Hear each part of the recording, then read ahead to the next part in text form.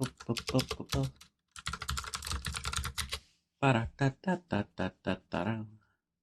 everybody. I'm Markiplier. Hello, everybody. My name is Markiplier, and welcome back to Dungeons and Dragons. They can't hear you because Discord is not captured.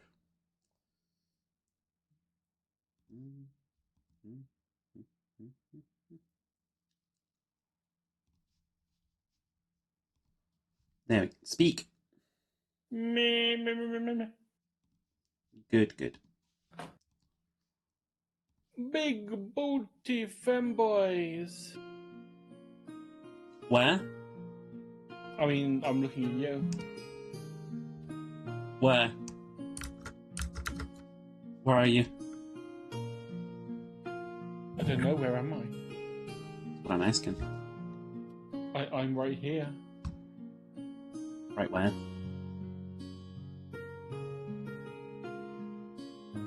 Now I need to get... Wait, speak again? I am Haha, speaking. idiot. Great, speak.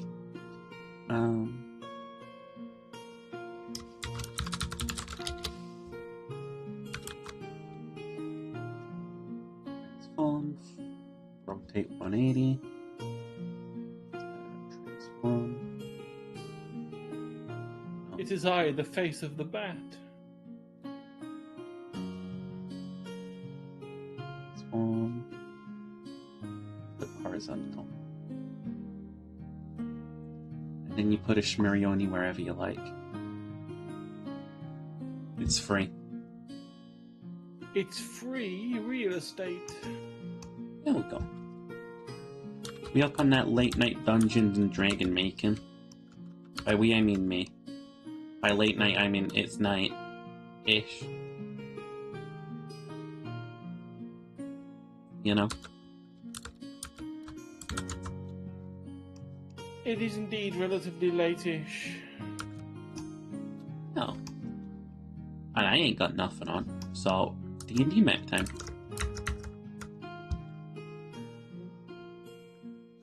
If you need some references on how stuff is done.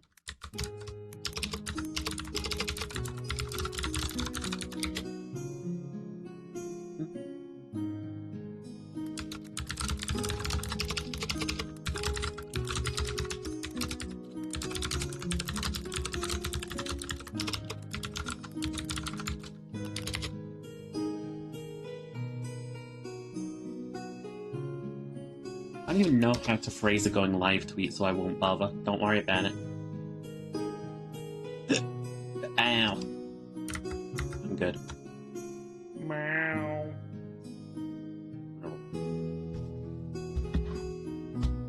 Meow.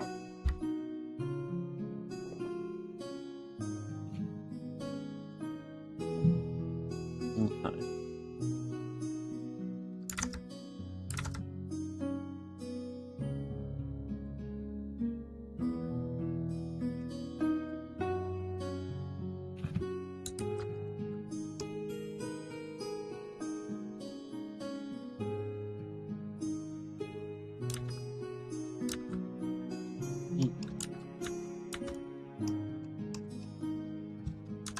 And we need some.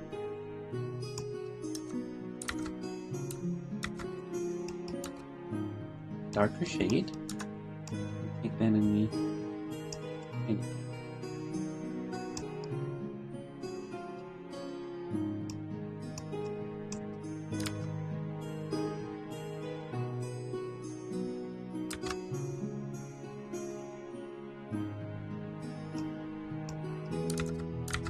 Okay.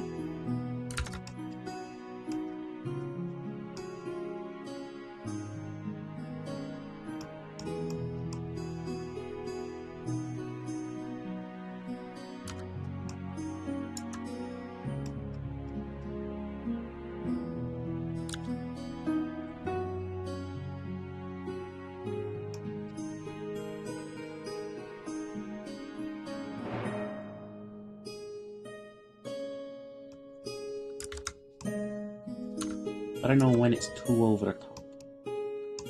Looks fine to me.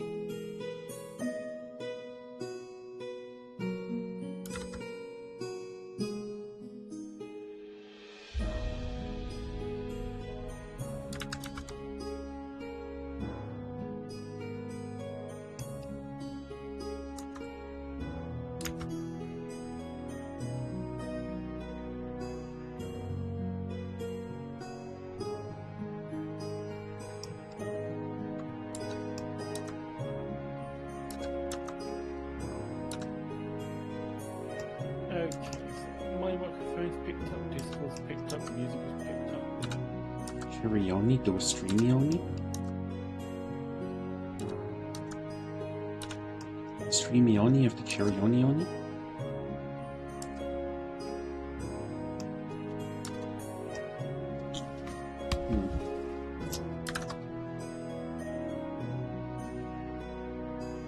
Good thing that YouTube is... not YouTube. Google Images is full of references for me. To steal and not give any credit for. I heard something about YouTube. Hi! Meh. Meet Mom.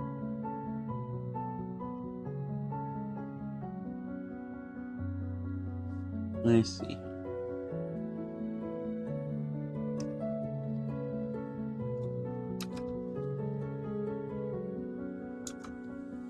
I am also now live. Here you live. Schmaroni. Dungan and Dongans.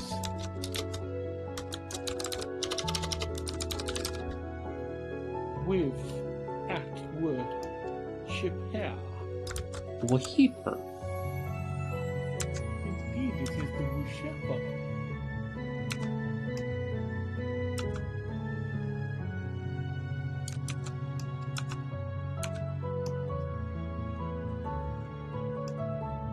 Really ain't it?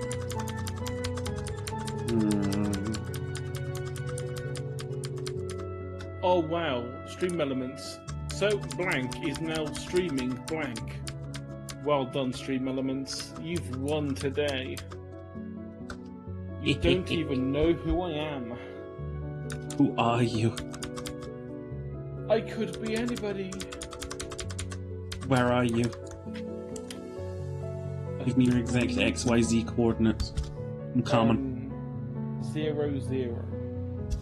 Okay, next. No, that's it. I'm in the middle. Oh, I'm on the way.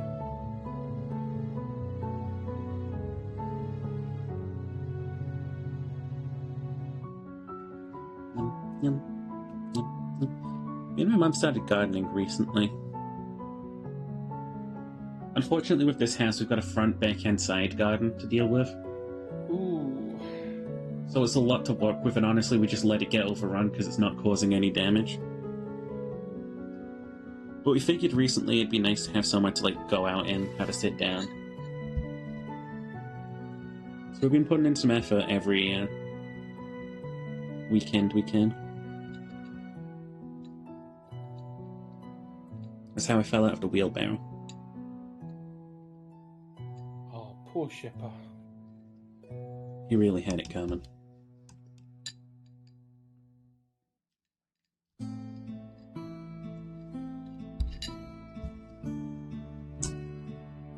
Okay.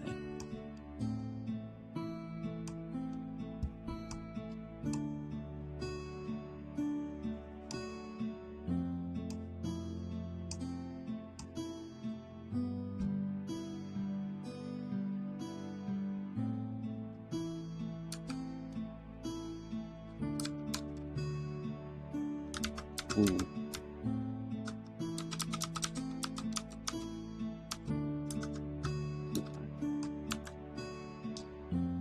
Go.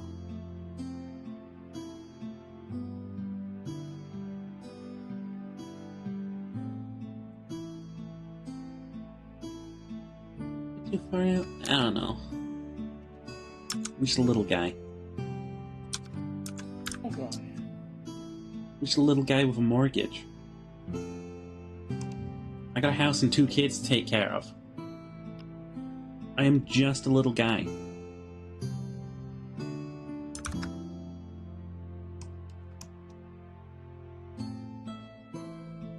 I connect tracks into the next biome, but it kind of dies out up here.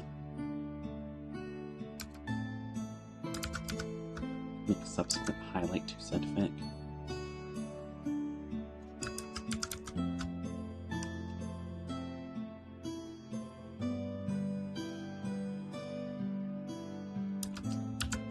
I'm not immediately on board with the idea of a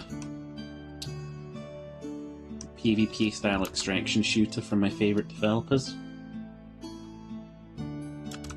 But honestly, I gotta trust them, because like they keep delivering some quality experiences for me. You know? I say this in light of Vabungie creating Marathon recently.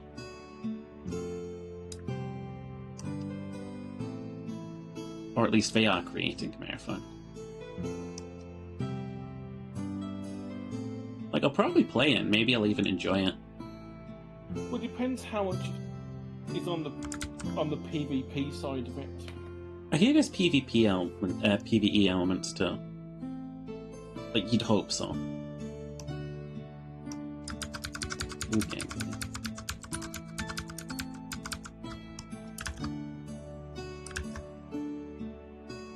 And also, I've never heard of an extraction shooter before. I think The Division, I think.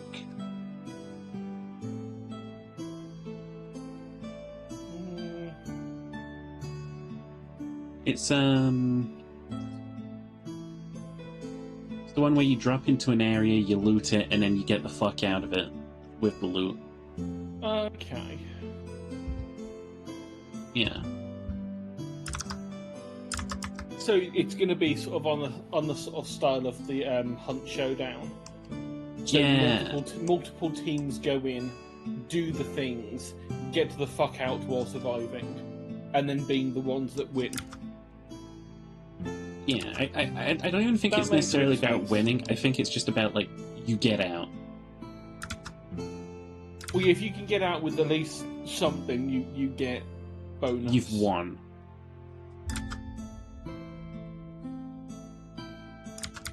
I'm like, I'm neither here nor there about it, you know? I don't hate it.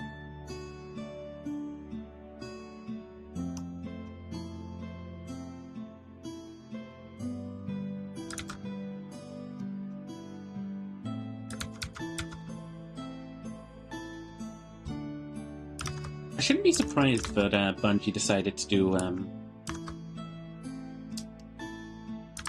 Marathon as their first sort of game stepping out of things. It was a pretty big deal back in the day. Bungie even makes a couple of references to it in Destiny.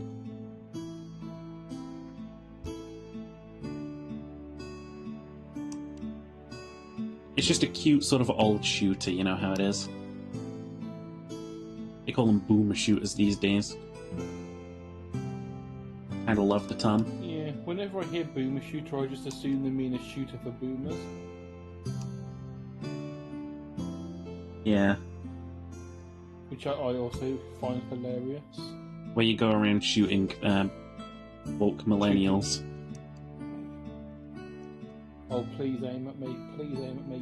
Get rid of me.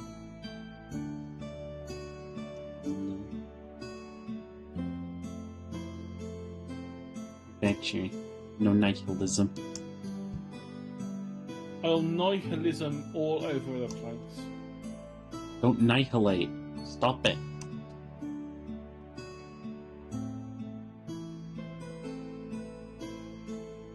Yeah, I've never played a game like that, though.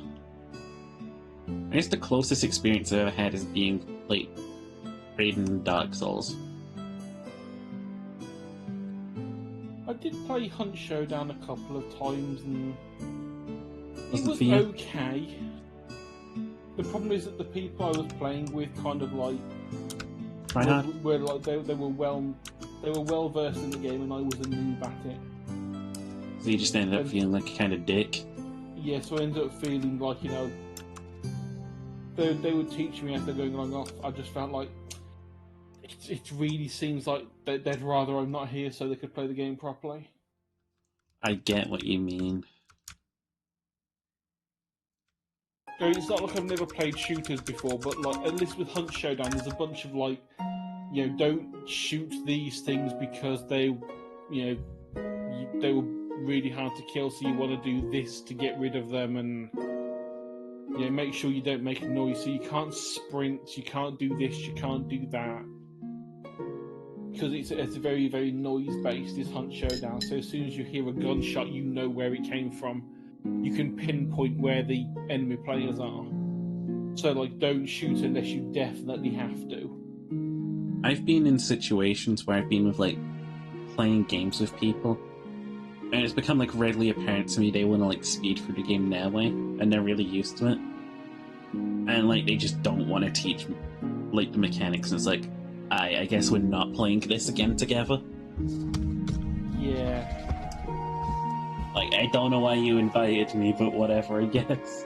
I mean, I'm all for, like, you want to show me your favourite game. But I mean, it's one of the reasons why, you know, I would like to play Factorio with people, but I really like Factorio, and so I'm like, you know what? Maybe that's not a good plan, because I'll be like, oh, we do this, we do this, we do this, we do this, and it's like when we were playing Satisfactory, I was very much like, there's a few things that I can do that, you know, will just be helpful, but for the most part, I will follow what your plan was. Mm-hmm. Because I've played a lot of it, and I'm like, you know what? I'm going to let Sheepa build his ramp to the sun. Because it's funny. I made it. And you did. You got to a point where, you know, you started to suffocate. Because you got the sun told me no. Yeah, it's a big problem, is just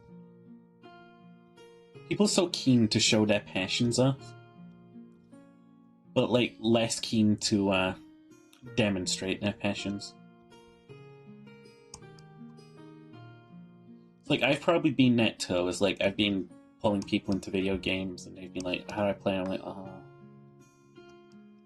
I thought it was pretty self-evident, but it's like, I'm not good with those kinds of things, clearly.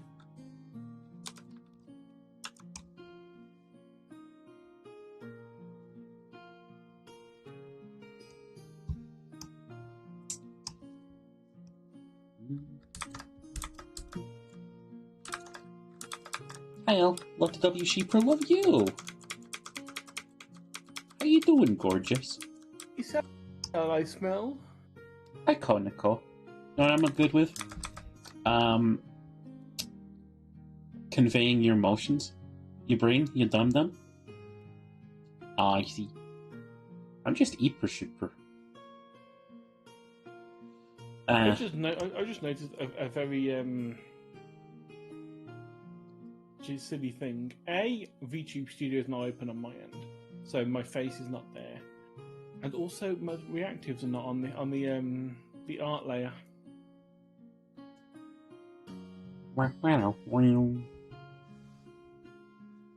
You had a 10 out of 10 spicy pad thai? That's what they used to call me. I don't know what that means. Sheepa reactive, please. I would have told you if I was watching twitch.tv/Chirioni. I mean, I'm lurking. I'm always lurking.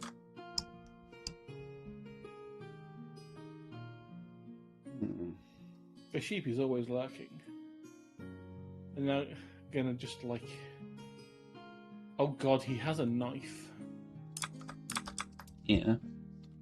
He's got a knife. That's the patented Kaneko gremlin. Oh yeah, I've got one too. We will be rocking the patented Kaneko gremlin around these parts.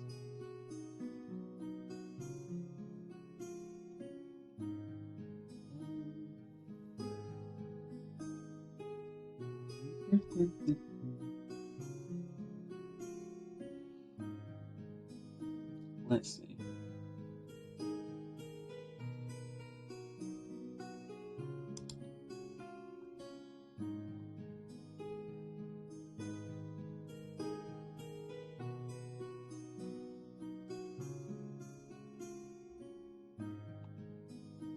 Okay. I have no idea how to do a cliff. I'll come back to that. Oh. Trying to get a harmonizing going. No, I've just got my my music playing in the background. Did we think about what the salt trees would look like? I have been trying to think. I was thinking they'd be like monolithic white barks.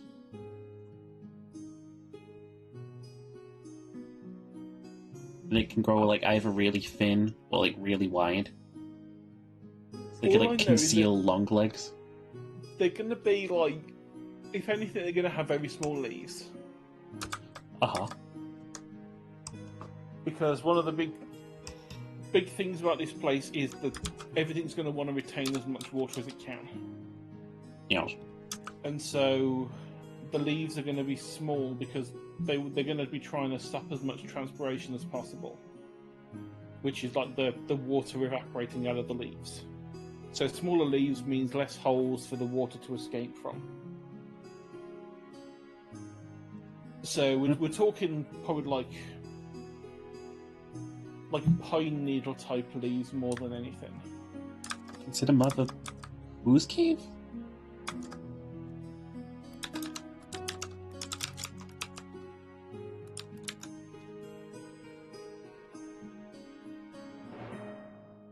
You mean the trees aren't made of salt? No, they're not made of salt, but they're heavily, like, full of salt.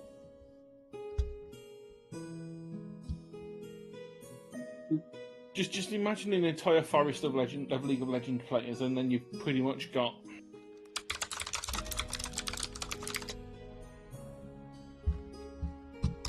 and to petrify you, we've got the that's what the long legs are for. There's going to be a hell of a lot of, like, petrified stuff as this, like, biome continues to grow. Like, this is kind of like the final frontier of witchy, crazed, disgusting, eldritch bullshit. For now. Muff Shipton's cave is the one cave that turns fabric to stone. I don't think I've heard of it.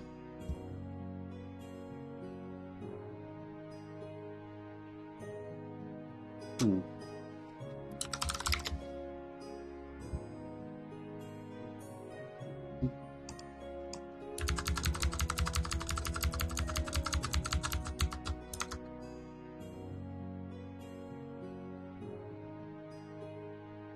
I like the idea that the trees are like pillar-like. If they bend, it's only very slightly.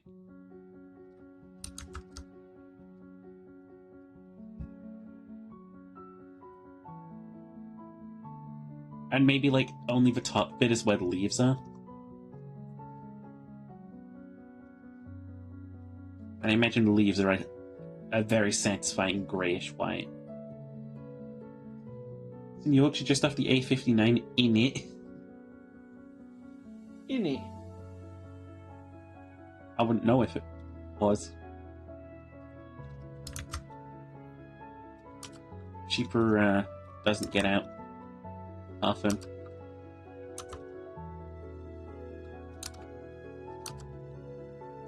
I like the idea of something like this as the tree. Like central mast branching out bit at the top.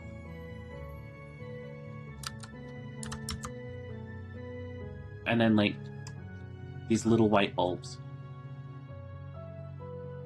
Could be. We could take some of the inspiration from that one weird island. Which weird island? I don't know the name. Hang on, let me see if I can find it. It's literally the entire island looks like it's from an alien planet because it's so cut off from everything else evolutionary wise. Everything looks wrong. You can tell it's living, but it looks off because the colours aren't right. Weird.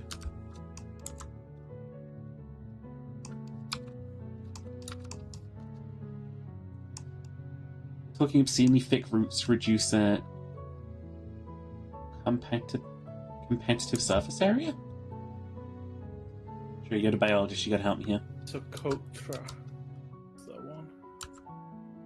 Sure. Hang on. Comparative, maybe? Actually, most of the water is not near the surface because there's very little rainfall. we'd figured out that the way that these trees get water is from underground water channels that come from the sea, and so they have very deep roots. So what's happening in a geographical sense is a lot of water is moving through here underground, and like specifically like cutting across here. Like there are a lot of underground rivers. I just realized how kind of fucked up it is. That like Dwarven civilization is going to see the breadth of the Salt Kingdom as its home for like eternity almost.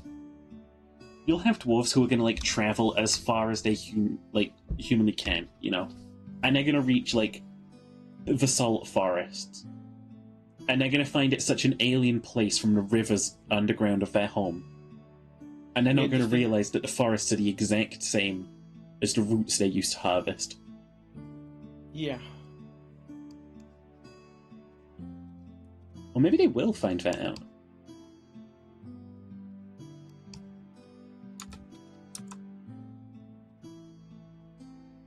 But yeah, these trees sort of like form a canopy overhead, I reckon. Yeah, so it actually provides shade to things underneath it. Yeah, and it helps that you can't see like the long legs moving.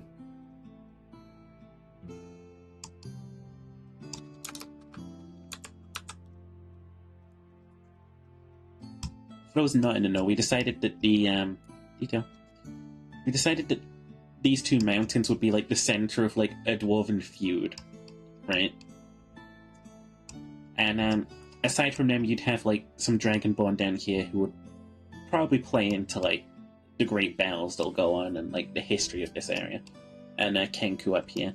But mainly we have these two sort of dwarven factions who will eventually like they're going to become like timeless enemies, I reckon.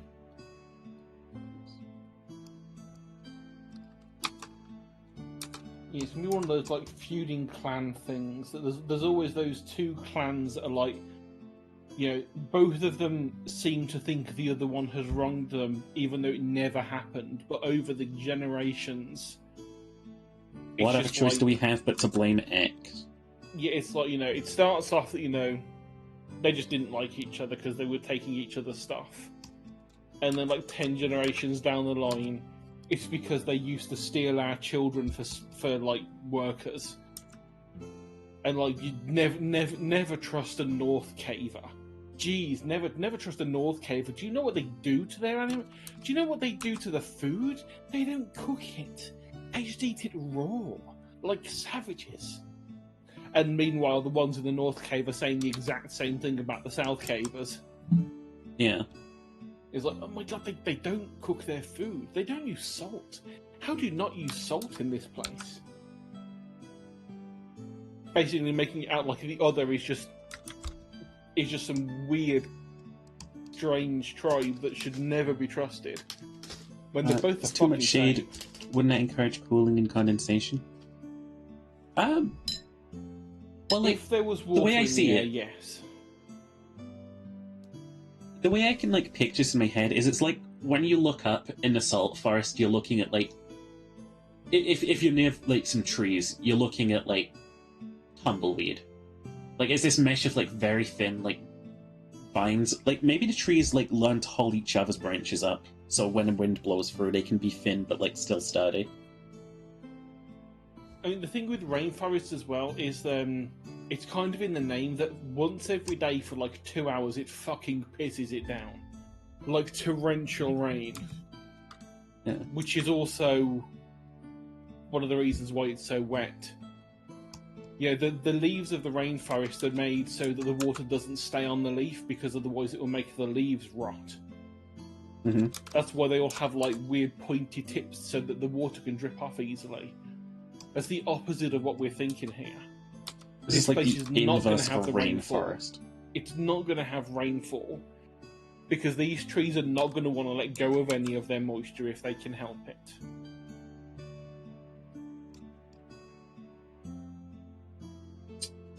Oh, don't like the way So you're the doing. only way the moisture is going to be taken away from the tree is more for the things that are drinking from the tree.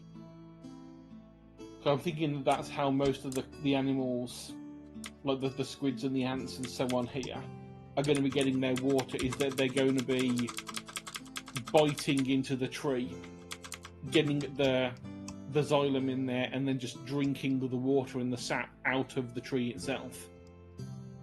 Mm-hmm.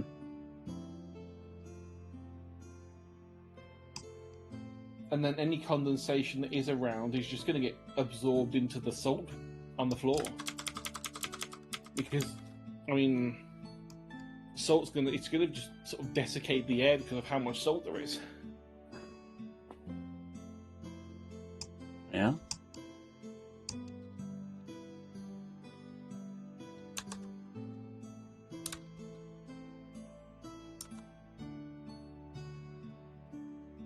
At least that's how I'm thinking of it.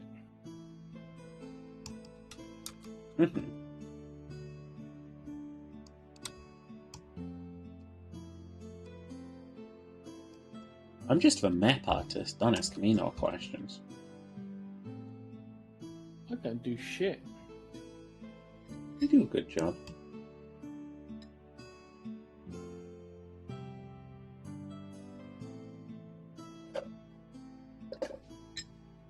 Cookies.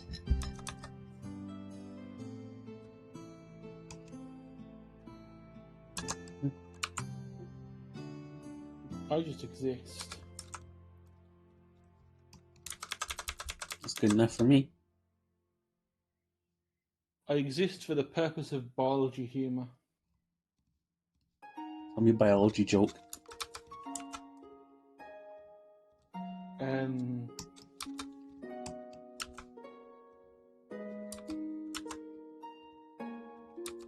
remember any. I did know I have one to a throw long your time existence ago. into question. I did know one a long time ago that was about a rabbit in Australia, but I can't remember the full joke. It was one of the long ones with a really dumb punchline that most people wouldn't probably remember about because it's from like the 90s. I got one about rabbits.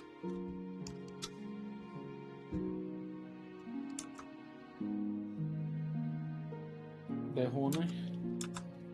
You hear about the rabbit that attacked a Oh, this one. baba? Yeah, I hear it was hair raising. It's a pretty bad haircut.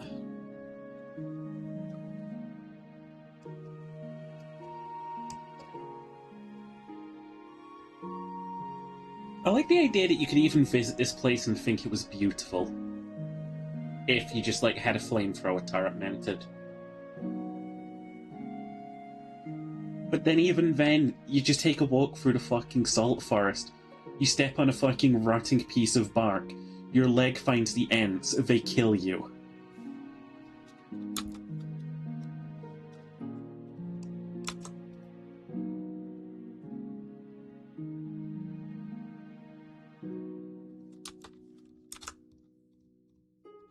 This place is just awful. This is like one of those places you get sent when you're a fucking horrible person and you die. You know?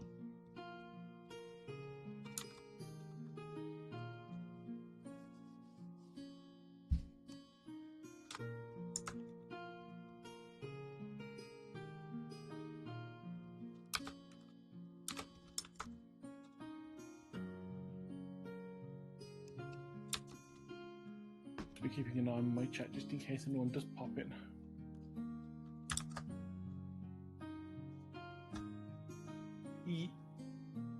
Yeah, that's the one, Kaneko. Kaneko's in my chat. Kaneko's remembered it. Mixing my toasties. I walks into a bar, orders a pint of beer and a cheese and ham toasty. Uh-huh.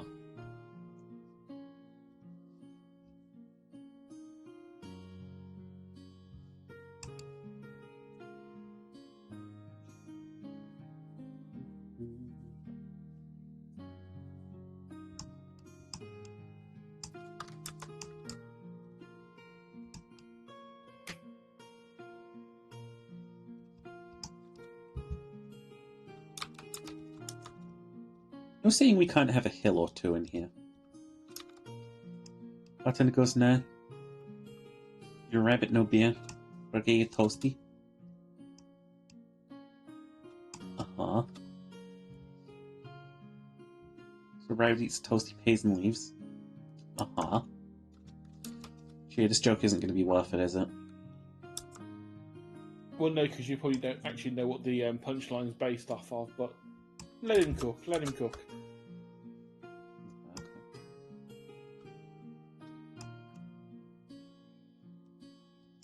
Letting Kaneko cook is like a 50-50.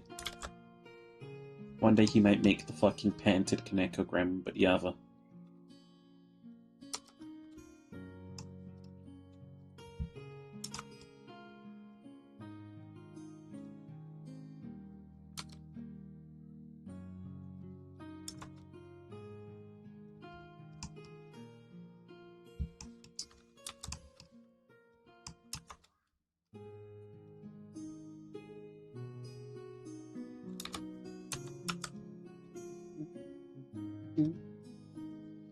Back next day, orders a pint of beer and cheese and ham toasty.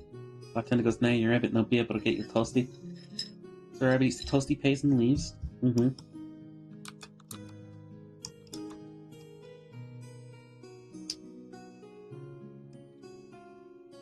I'm gonna get like one American in my chat in a minute who's gonna be like, hey, what's a toasty? It comes back again the next day. This one must have been very easy to copy paste. Was a pint of beer and cheese and ham toasty, button. Huh? Huh? Uh-huh, yeah, we get it. The rabbit keeps fucking coming back.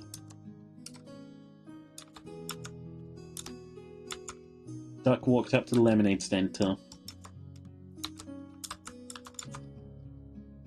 That activated some like fucking sleeper cell in some of you.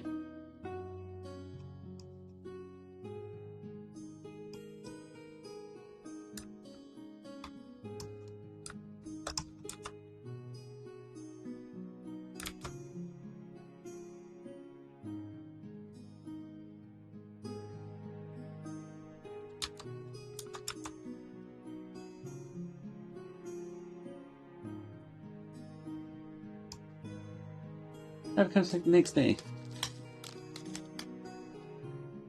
Says, nah, your rabbit, no beer. I have no ham. But I can do you a cheese and onion toasty. Rabbit agrees, eats the toasty, pays, and leave. Uh-huh. This is a very civilized rabbit.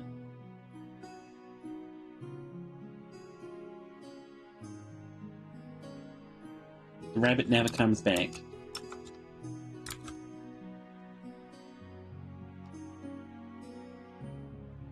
Good.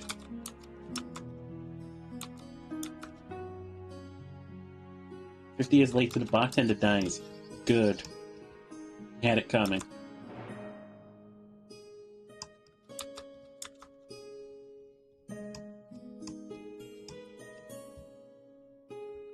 Goes up to heaven. Who's he see there? His wife and kids. Papa, I've missed you, they say.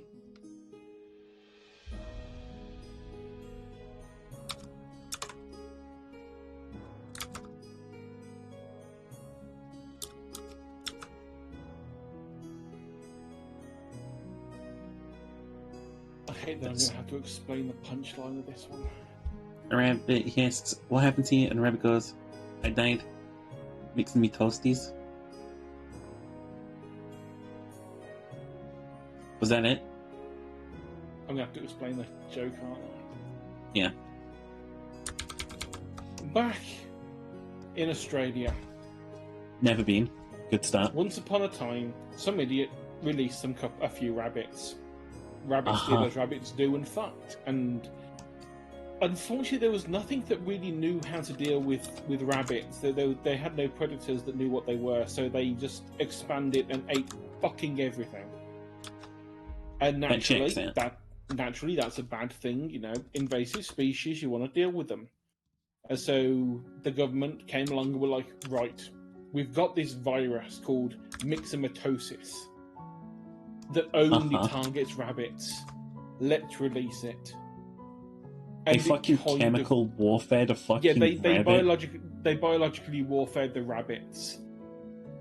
God, but the Australia's entire- stupid. But the entire joke of it is mixing mitosis is myxomatosis, and that's what killed the rabbit. It's a Australia isn't real. The best one is the one with the cane flies. I'm sure it is. They had a bunch of flies that were eating all the sugar cane. And so some bright spark was like, hey, cane toads, they eat cane flies a lot. So let's bring them over. They have a Because cane that toad way- infestation now.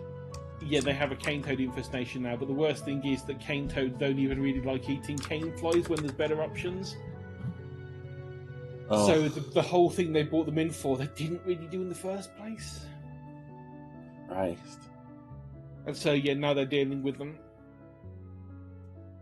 They've also got the issue with cats. Cats are non-native and murder a lot of things, which means they fit in perfectly with the rest of the Australian wildlife. Yeah.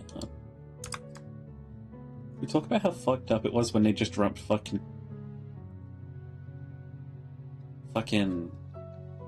what's his face? Metal Gear Man. Like right on screen for us. Oh yeah, when we spent like the past 15 seconds looking at ants and we're like, oh, is this that new sort of like ant colony game? It's a bit weird that Sony are putting it on their fucking showcase, but you know, good for them. And then suddenly it's fucking Metal Gear. I thought they were gonna do like and then the best predator of them all, man. And it's like, wait, that's not just men. That's not just men. Hey Zoshi. Good evening. Because like we started with just a bunch of ants. It's like, okay, these are really highly rendered ants. They've got to have done this for a reason. And then the ants get dealt with by a toad, and then the toad gets picked up by a bird. It's like, okay, has one of the ants sort of like caught a ride somehow on this thing? It's going to escape, and then no, it's just suddenly fucking Snake. It's like some really highly detailed cutscene of just fucking the animal kingdom doing what it does, and like a man, and it's like, oh, a man, and it's fucking Snake's fucking head.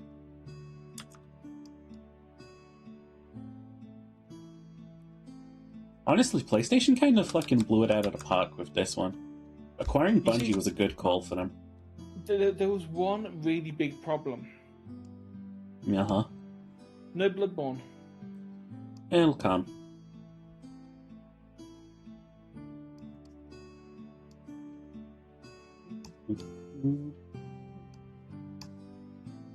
Welcome to the Salt Flats, chat. Part of a ginormous world that I have yet to do. You will well note here that I have started making mountains and then stopped. Because I thought it would be very easy to make this forest, which, granted, I was right. Once I got the tree shape down, it was a pretty simple thing. Thank you for the follow, Gift of Gabby. Welcome on in. Isn't the gift of Gabby the ability to talk really well? No, that's Gift of the Gab. Oh, okay. Close.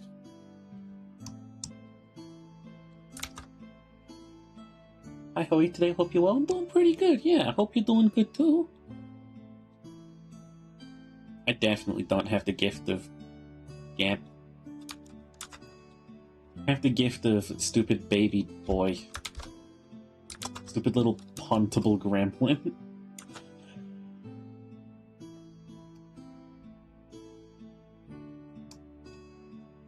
Every time I see one of those new Twitter trends hopping around, I'm always like, I want to get involved in this, but at the same time, I don't. Because they're always so, like, copy-paste, you know? The only Twitter trend I need to get on the hang of is actually fucking making Twitter posts to say, hey, I've gone live, guys. Yeah. That's a reference to the gift of game plus your name. Ace Bright E? Yeah. We're doing a little of the work in our D&D world today. Welcome to Azeroth. No, I'm joking. I'm joking. Blizzard Activision, I know what you like, but please don't sue me.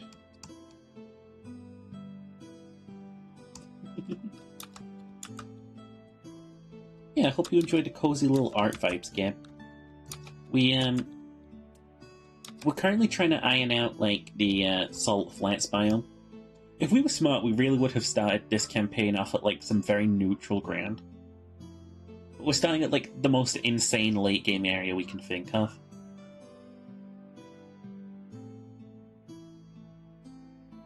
You love Ace Bright? I'm really fond of it. I didn't think I'd get too into art when I first started, but I kind of have a knack for a little bit of Ace Bright. And Paint 3D, I'm really good at Paint 3D.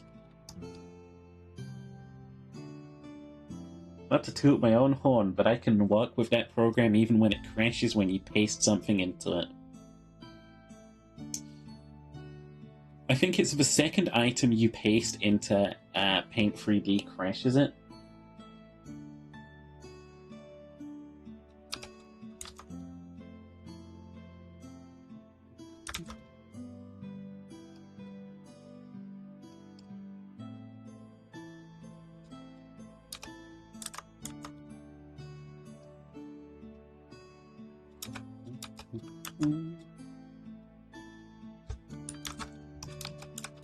Yeah, despite the calm nature of the brushy little wavy trees, this is a hellish biome. It's not fit for anyone to come to. The Salt Flats. Don't come here. That is basically what they have on their tourist brochure. We have giant spiders as tall as the trees that will swoop down and eat you if they detect you're edible. And alongside the giant us, spiders. You are edible. Yeah. Once they've got a taste of your flesh, they will hunt you like wolves. Oh god, that's horrible. I can't believe we wrote this. I can. And if the spiders don't get you, keep an eye out for the tree squids. They haven't developed psychic powers yet, but I'm definitely planning that later down the line in the lore. Oh god. Like, once, like, the world evolves enough, I want, like, there to be some sort of incursion where it's like every other fucking tree squid you see can, like, fucking levitate rocks and throw them at you.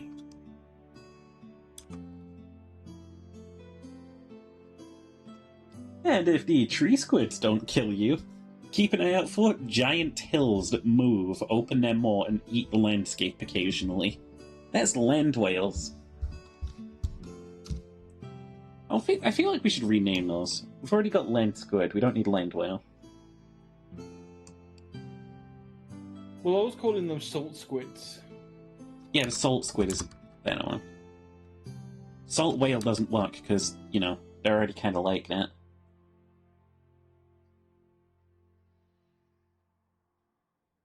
What about the whale worm?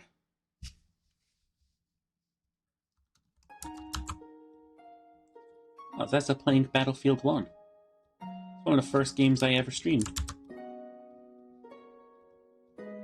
I am already really regretting the cursed shit I've brought onto this world. In case you want to see something horrible, check out Cherry's stream, who is currently making the Longlegs, which is the creature that will eat you and hunt you like a fucking wolf. It's a disgusting creature. I've been playing with body shapes. I wish Marla and Ginger were here right now. Yeah.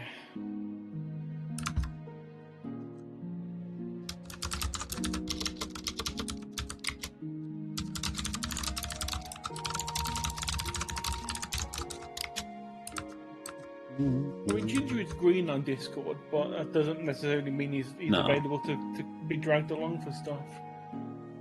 I know he had to disappear after something earlier. such as the way of Gimgam.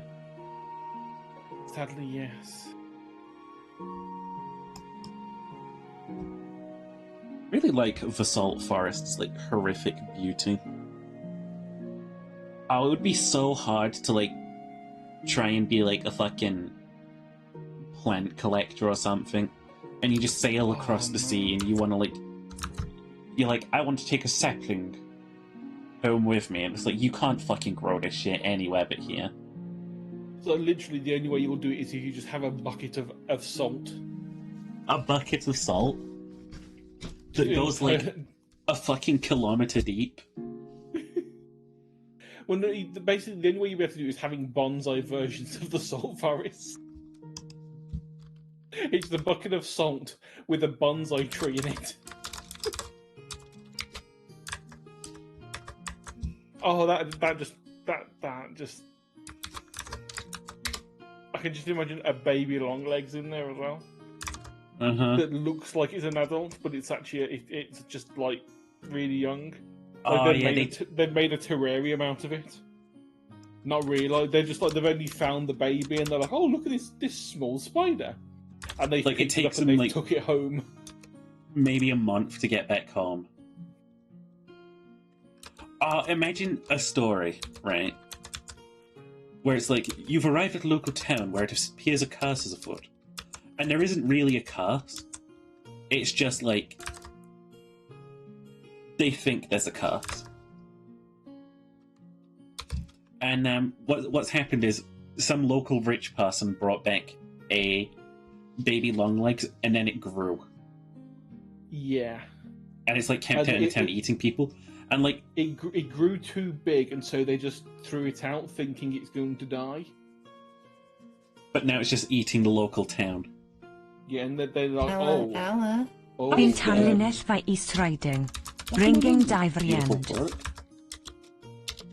Maybe you put shout out.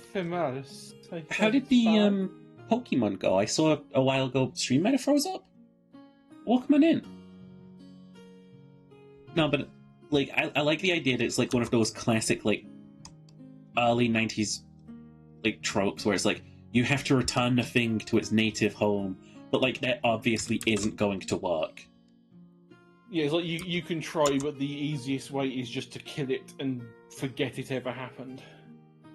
Like what happens is the players take like the husk of this creature back, like they take its shell back home thinking that the shell is cursed. But then when they arrive back in the village to report that they've taken it home, like, it's dead. There's webs everywhere. And maybe by that point in time the creature's dying because it's, like, not its natural habitat.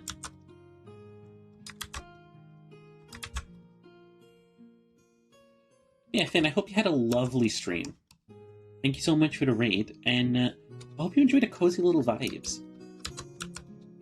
Even as we talk about the most disgusting concepts and creatures known to man. So far. Currently designing a little bit of a map. I'm doing the Salt Forest, and if you switch over to Cheery's channel, she's currently making the disgusting fucking creature known as Longlegs. Which is about exactly as you'd expect it to be. We're making maps? We're making a whole universe, Finn, didn't I tell you about this?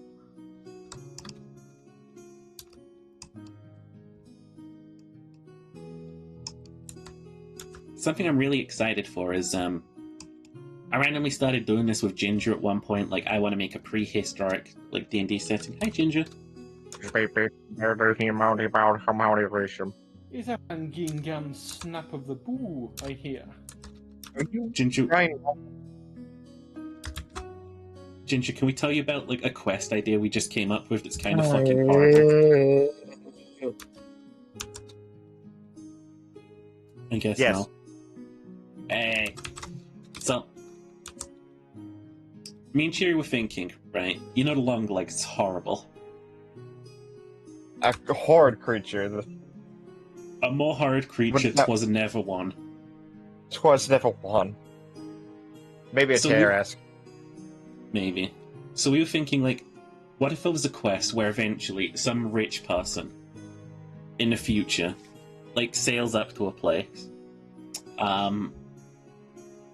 takes one of the babies back home thinking that it's like an adult specimen, and then it starts growing out of its control. Oh my god. Yeah. So, like, the quest is this small town is now, like, because these rich people, they kick the thing out thinking that'll kill it, but it just starts, like, killing the locals. And, like, your party rocks up to this town. Yeah, your party rocks up to this town, and, they, like, see all the killings and stuff, and then they, like, find out... They find out, oh, yes, this local lord is responsible. They unleashed this horrific creature that they found without knowing what it would do. And so, like, this lord has fully convinced themselves, like... Also, Cherry, I like how you're making it a lot longer. I really like that. That's horrible. Well, There's this different versions. This one was the Yeah. juvenile with the small legs. No, but, like, this rich person has themselves convinced of, like, some sort of local legend they had, where it's like, oh, I accidentally took home a shell and now it's unleashed a forest spirit on this place. But no, it is just the long legs. And, like, the trick is, if the party doesn't catch this ginormous spider thing and stop it at its source, they might get gaslit into believing that this local legend is to blame instead. So they're going to go through all of this extra effort to, like, take this artifact back to the place it was as some form of, like, offering back to the land, only to get back home and find out that the spider has eaten everyone. Yeah. It's a fucking horrible quest. I can't wait to put that shit in.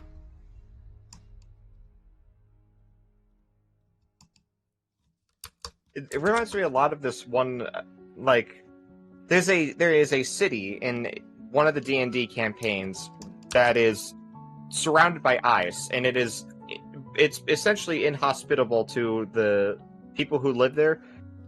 Had there not be a red dragon that they've managed to tame through the use of, like, basically tranquilizing it, and also by giving it, like, food and, like, wealth. So it's a super horrifically obese red dragon that just keeps getting bigger and stronger because they keep giving it more food and more wealth to keep it docile. But they know at some point it's going to grow beyond their control. Oof. It's like... It's kind of an allegory for the situation, you know?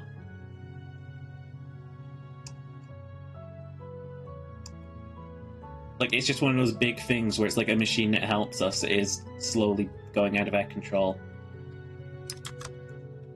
You're currently working on concept art of clothing of different regions in your world. That's something that, like, I'm going to be very interested in when we get. I wish I could do that. I wish I had the patience for that. Give it a try. You never know. Is that the point where you say, Cheery, get out all the fucking books on fashion you have? Cheery, give me your goddamn pastels. It's not even that. We have to, like, figure out what materials do these, like, areas have. Right. Well, things like dwarves, right? They have to fucking stitch, like, bark together to get by right now. Like, they have wood clothes. There was the kelp from the inland sea. That we figured that they were going to use. They would get that. They would, like, beat that up and use the fibers from that, because you can make fibers out of, like, stinging nettles, and so I figure you could probably do that with kelp as well. So they'd go out and, like, harvest a bunch of kelp, bring it back, dry it out, beat it up, get the fibers out, and then use that to make their fabric. Yeah. They would have whatever they've managed to kill. Like, I imagine that, you know, salt whale skin would make some pretty goddamn strong leather. Here's the thing, it's probably really dangerous to, like, try and peel it off of, like, salt whales. Well, yeah, it's going to be one of those things that you're going to have to be the first ones to the corpse. Have you seen Nausicaa in the Valley of the Wind, William? I haven't. There's these massive creatures in it that are called ohms.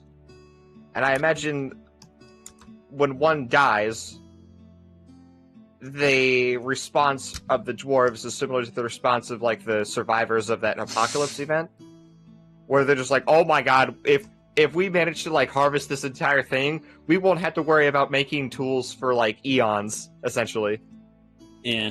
I like the idea that in the interim before that happens, they have to like, because like the salt whales or whatever we're gonna call them, like they sleep a long time. So I'm thinking like dwarves just go out and slowly carve into them, like strips at a time, like while they're sleeping, and it's like an ant biting you in your sleep. Yeah, like if it's bad enough, it'll probably like roll over or something. That's pretty much Fucking it. crush you. Yeah, That's what you gotta worry it's an about. Is it falling occupational over. hazard.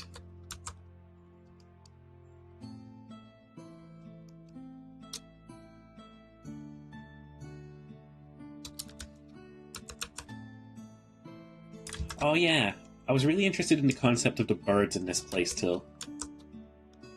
Like, birds migrate, but these ones, they probably only stay around. You know? Like, they hang around just lurking, watching, waiting, hungry. Do you think they'd be vultures? I mean, they have to be, right? They're like a kind of vulture. We said they would be kind of like an emaciated version of that terrifying-looking bird that looks like a puppet. A shoebill stork? Yeah, the hornbill one. Yeah. You know those things are like totally harmless to humans, right? Yeah, but Yeah, they but not out look ones. off. The real ones look off, and so we want to have that weird them looking off being they look off for a reason. Yeah. I love them. The feeling of looking at one of these, it instills a horror that you don't quite understand why until you see them in action. Like, maybe eventually when explorers come here from, like, the Aarakocra lands, they hear, like, tale of these birds, and they don't think that they're much to go on, but then they, like, look upon them, and, like, an explorer dies of a heart attack, and then they're, like, in the Aarakocran tongue, they're named the heart attack bird. The death's glare. The death's glare. Like, if you get a druid to, like, listen to the fucking bird, it's gonna be, like, the only force it's gonna be saying is, I can't wait until you drop dead, I'm going to feast on your corpse. I'm will not going to kill satiate. you, but when you die, I will savor your meal. I will enjoy the taste of your entrails.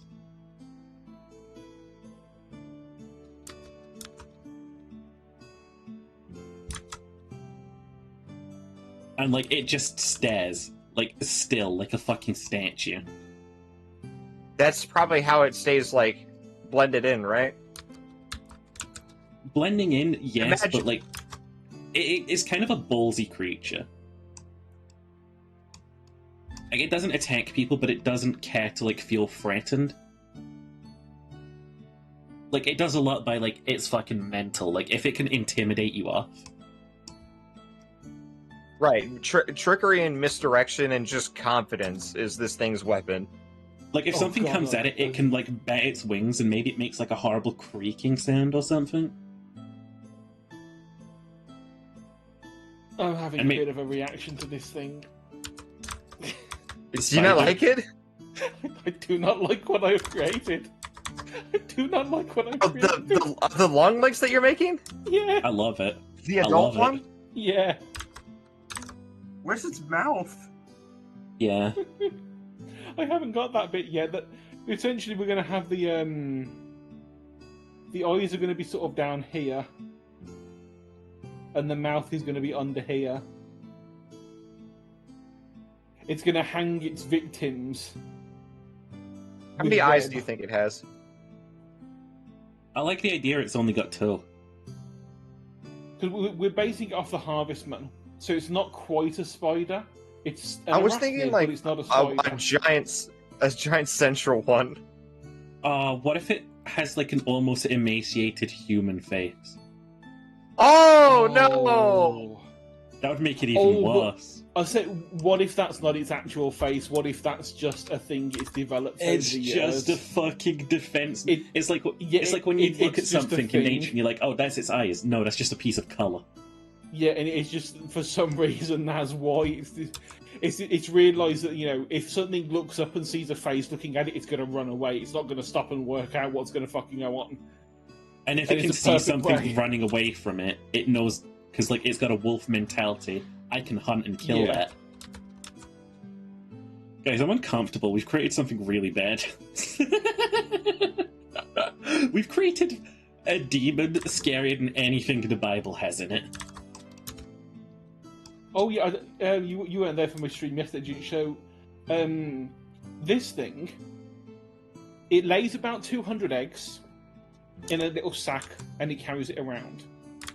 When they hatch, they climb onto its back, and just stay there, and eat the fuck out of each other, until only the strongest 10 survive, and then those 10 run down the legs and go off on their merry way.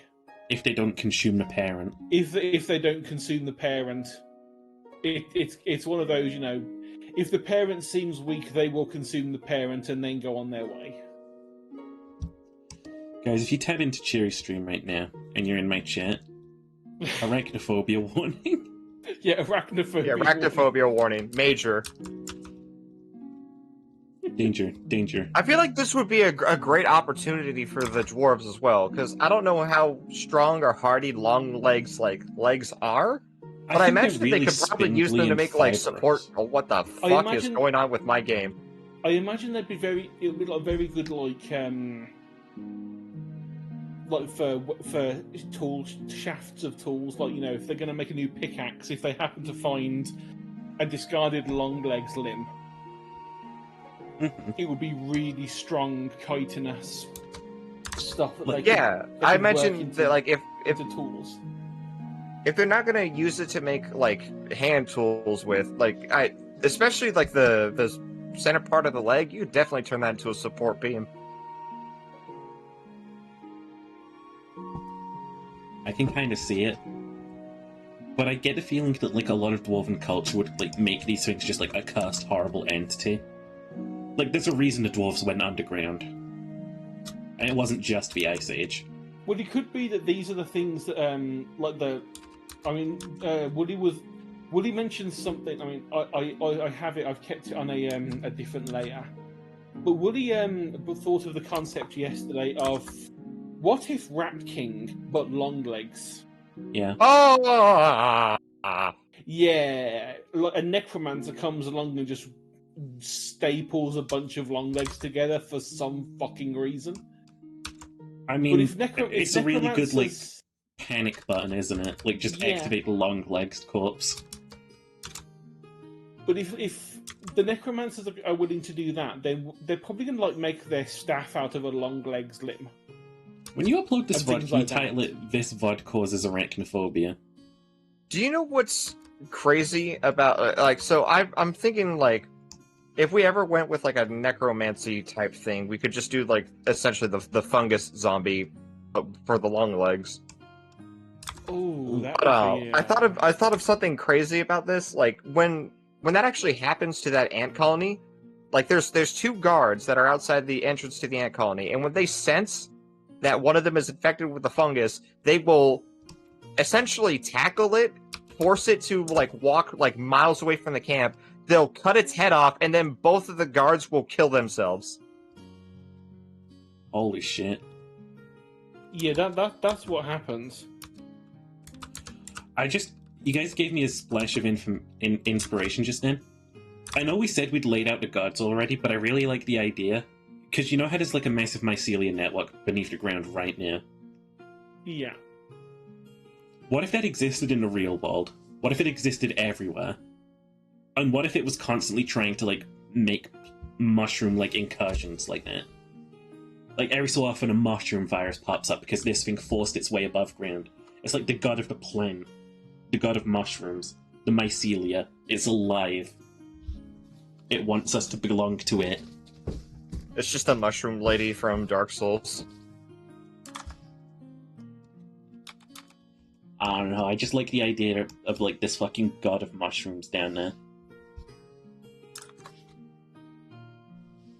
It's like the god of the dark forest. It would kind of be like if a warlock is a dark priest. Warlock's like a man witch, right?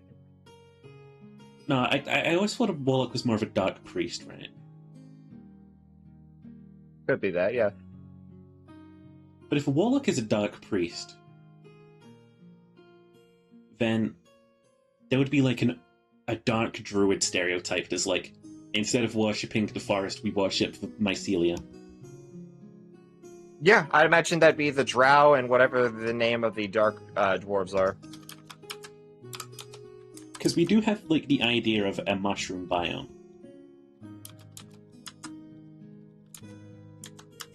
Like, maybe this is somewhere that, like, this thing has breached the ground already. Oh my fucking Christ. Hold on. Hold on. So wait. Now you just got me some inspiration. Look at this. Look at what? Wait, I gotta pull up your stream on my phone now. This was, I don't have multi-monitor. the big plan, right? Was... I basically, like, sped through this area. But, like, I had an idea for, like, a giant plant here. What if this is a plant that's sort of, like... It represents, like, the spirit of the forest, right? And, like, this is the mushroom biome, right next to it. This is a fucking war between nature. Life versus decay. Life versus decay, the mushroom versus the forest. It's a parasite Do y'all that's no know- longer having a beneficial relationship. It's here to feast. Consume. So,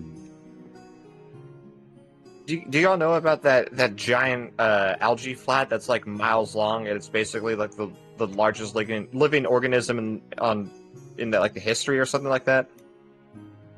ain't heard of nothing like this. It's like massive mycelium networks under like redstone forest. Yeah, that's what I'm talking about. But something like that, but it tunnels through the entire world. And, like, most cultures are eventually, like, wise to its shit, and anytime they, like, tunnel into it or something, they're like, okay, burn it.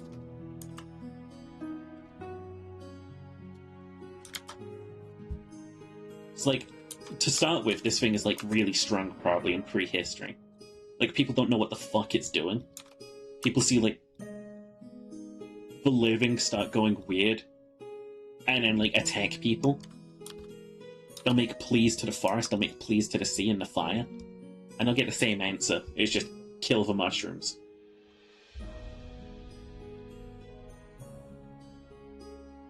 That might spill over into dwarven culture, right? Because one of their main sources of food is mushrooms. Yeah. I mean, they even make alcohol out of this stuff. Maybe there's, like... Because I don't imagine this mycelia is, like, a god. But I do imagine that it's an incredibly higher being. I think it's sentient, I think it's sapient. And I think it can exert its will to, like, change things. I think it can listen anywhere that it wants to, really. By just, like, snaking a mushroom. Like, growing into the walls and stuff. It's like that grave mine from Halo. It's everywhere. It's like just a hive mind, I imagine. Like, eventually when you get, like, a cognizant enough, like, affected individual, they'll start screaming, like, you belong to us, join us. Join us in the forest, go into the forest, sacrifice yourself. Let your blood spill into the red dirt.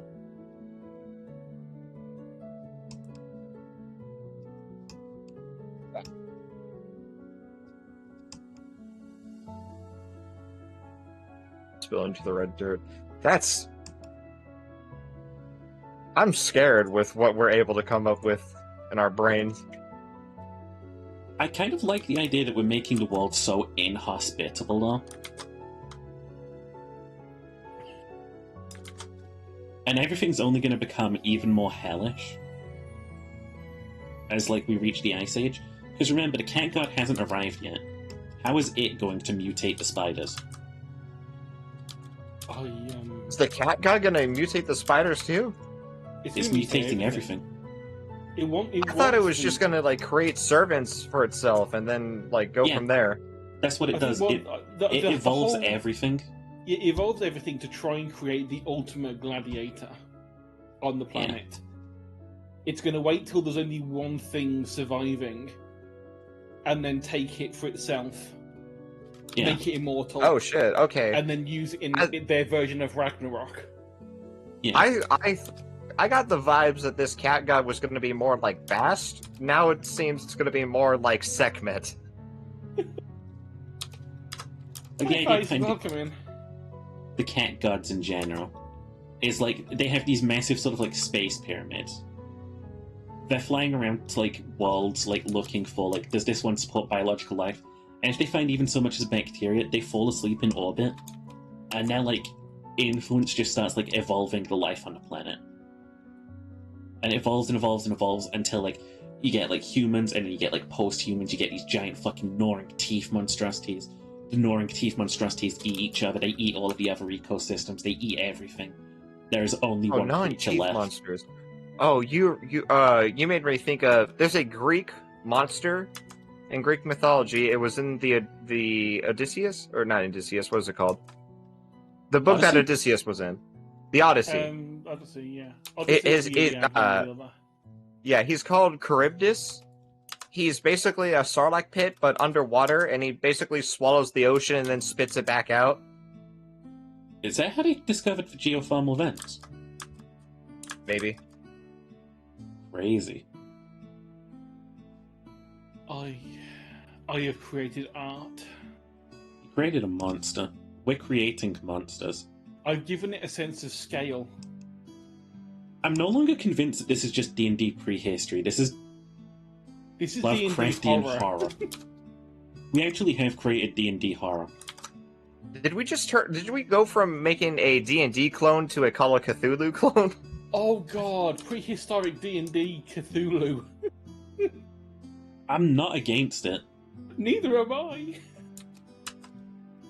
I'm not against taking this in a completely like horrific turn. Like I want society to form and grow around this. I want to see this world evolve through the ages. And I want it to be horrible. I like the idea that this there's too many generic fantasy settings. We gotta make this fucked up. Yeah. I'm 100% on board.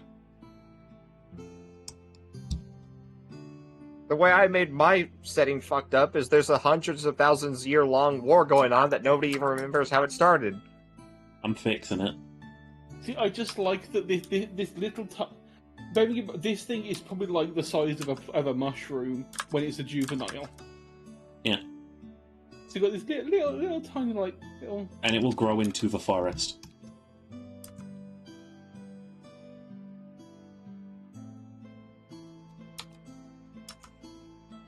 I mean, this is a lot of like visual and visceral horror right now.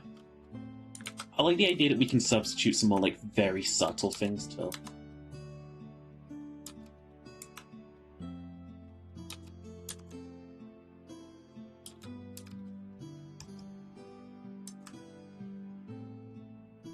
Like take horror into its secondary direction, you know, like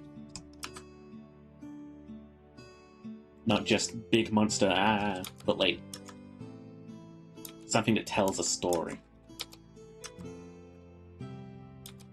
Like when we end up like if we ever make it to like the modern age, when that fucking god of like bureaucracy I'm talking about exists, you can make that a really cold, uncaring narrative about like human suffering in the face of like numbers and shit. Like that can be like a genuinely like fucking. It could be like a travesty. The inevitability of nature. No matter how amazing your technology gets, nature made this. Some sheep once told me to walk. And then we can have a whole bunch of like. I feel like the way that hippie culture gets propagated in the modern day is with these like Nihilism. nature-loving. What now? It's got to be nihilism on their part, because nature is only existing in this universe to kill them. Well, there can be also the other ones who are like, nature can be better, man. Like the fucking Firbolgs and gnomes. Yeah. Like, you can find the peaceful goddess of nature, but, like, even she's probably gonna demand, like, sacrifice from you from time to time. Like, the gods are cruel. I like the idea that they're kind of like the Norse gods, in which they're like the fucking tip of the hat assholes. Tip of the hat assholes. Yeah, like I don't remember what it is, but I remember there was this like old game where it's just the story was basically like a Norse god is torturing the main character for no other reason than because they can. That was one of the stories in the where was it? The Prozetta. Mm-hmm.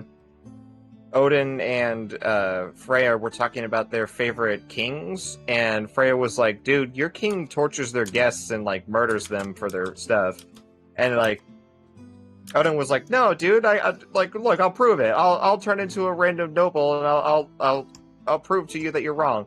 And Odin went down to meet his favorite king, and his favorite king immediately Tortured him to death. tortured him, not to death because he's a god. Oh yeah, they didn't just reincarnate. Yeah, so he's just stuck down there being tortured for eternity, quote unquote. And the king's son keeps going down there to give him water and stuff, and in exchange, Odin keeps telling him stories. And eventually, Odin's like, "Well, okay, I like the cut of your jib, kid. So I'm gonna kill your dad." And he like immediately turns into like his full godly form, ices this kid's father, and then makes him king at like the age of 12. And then Odin goes home like, "Yeah, you're right. He was a dick. Yeah. Fucking tortured my ass." Fuck it, I hate it when you're right, Freya.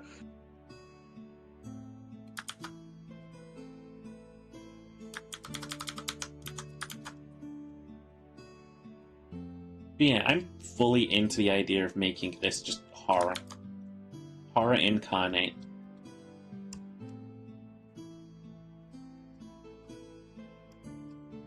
Like, this is not just a hard world to live in.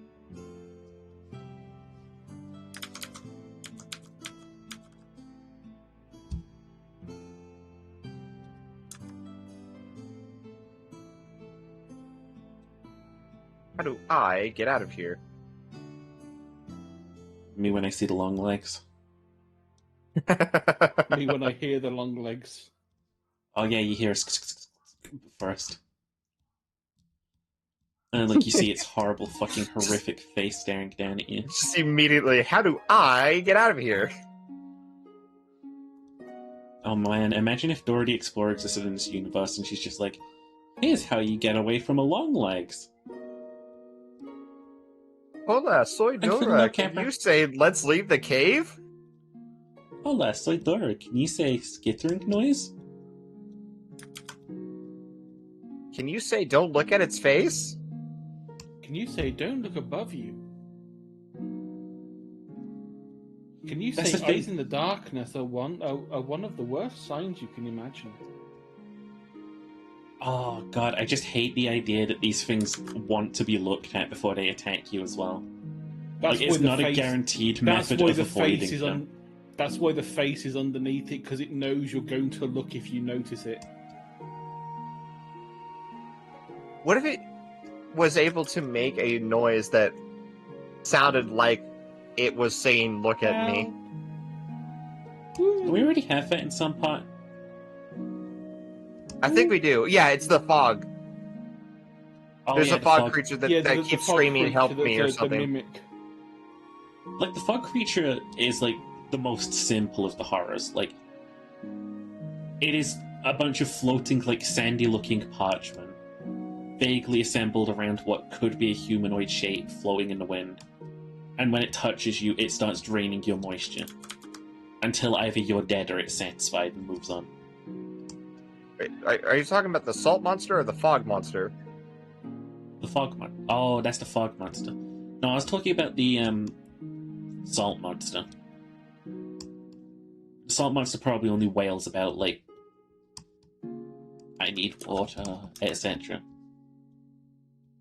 Or, like, it fills your mind with the ideas of men dying from thirst.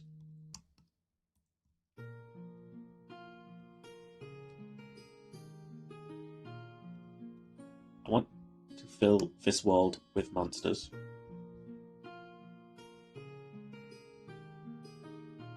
I want to make this world impossible to live in. I want the players to manage it. As well as, like, adding all of these, like, features in for, like, D&D play. It'd be nice to add, like, settlement features into. I think that could be really interesting.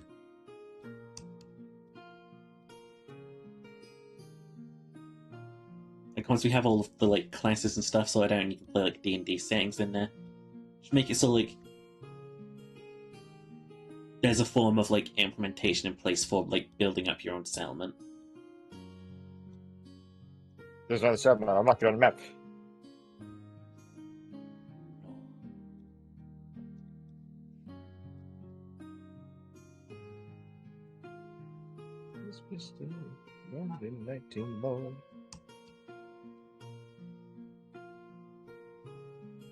You know what the luckiest part about the long legs is? I What? die quickly It doesn't hunt in packs. until it does. I feel like. Oh, okay. Now here's something we should discuss. One long legs meets another long legs. What do they do? It's definitely going to eat after it fucks. I was gonna say, oh my, okay, all right, we're on the same page. They immediately try to fuck each other. Yeah. It's like, this thing wants to, like, survive. This thing has the survival instinct to breed. So it immediately, like, fucks its partner. And then, like, the female will eat the male. Do you And think? the calories Oh, will, okay, like... so do you think they have genders, or do you think they're asexual, and whoever loses the fight is the one that like? Actually, wait Ask a minute. a That wouldn't biologist. work then. If it lost, They're like- and that would they're be the like one that that one- submits, that'd be the they're one that like gets that one eaten as slug. well. They both have both sets of genitals, and whoever wins the genital joust wins. The right The to join. genital joust. No, that's what they do. There's this type of snail that they will essentially fight with their penises. Yes, and whoever wins gets jabs stuck the first penis is the one into the that other like one. takes. Yeah. And makes them the girl, and just like fertilizes them and then fucks off. I don't mean to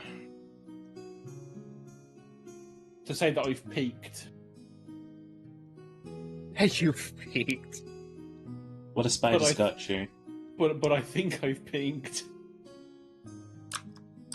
Oh, I gotta swap back over to your POV. Yeah. Oh my fuck! What have you done? This is what we call the cave painting you stumble upon. That is Yeah. a cave painting. Oh my god, that's perfect. You, like, stumble ashore. Your boat has been shipwrecked. You don't know where you are. You, like, find shelter in a nearby cave and you find this. But you think, maybe it's some bizarre god of the people nearby. I'll find hope if I find them. Then you hear the skittering. I just got a chill down my spine when you said. Then you hear the skittering. Well, you're dead, aren't you? You can't do anything. Like, the only way you can beat this is if you're a D&D party. If you're a D&D character, you can do turn-based combat, but this thing, lore-wise, this kills everything. What? This is the apocalypse. What are like baseline stats for most peasants in this game? Food. I imagine it's what like what are the stats of a potato? I imagine it's like 8s and 9s across the board. 8s and 9s across the board. I'd say, like, 10s, because, like, this is a time where people have to be very manual.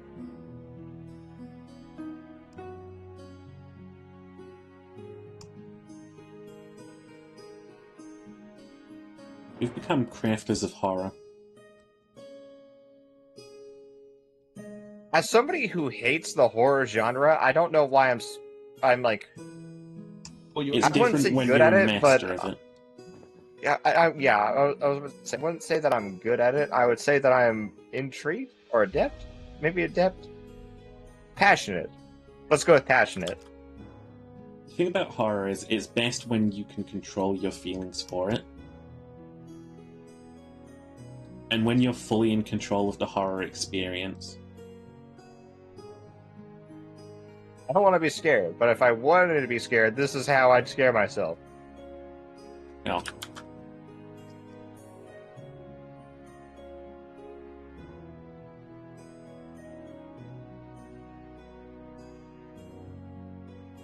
Just imagining a scenario where, like, the people of the Salt Flats are, like, a still tribal society when, like, a colonial force rocks up to them. And they're getting interrogated, like, what do you mean, the spiders of the forest? And, like, the people panicking, like, we need to get inside and seal our doors with rocks, you don't understand. Like, this is a genuine horror story waiting to be written. The dwarves know about it. When they get a feeling like in the air or the sand that something is like off or like otherwise perturbed, they get the fuck out of there. The Kenku would be very, like, adept at, like, hiding against the spiders. They've got, like, massive cliffs to hide out on, for one. And, like, I imagine the cliffs have a lot of caves in them.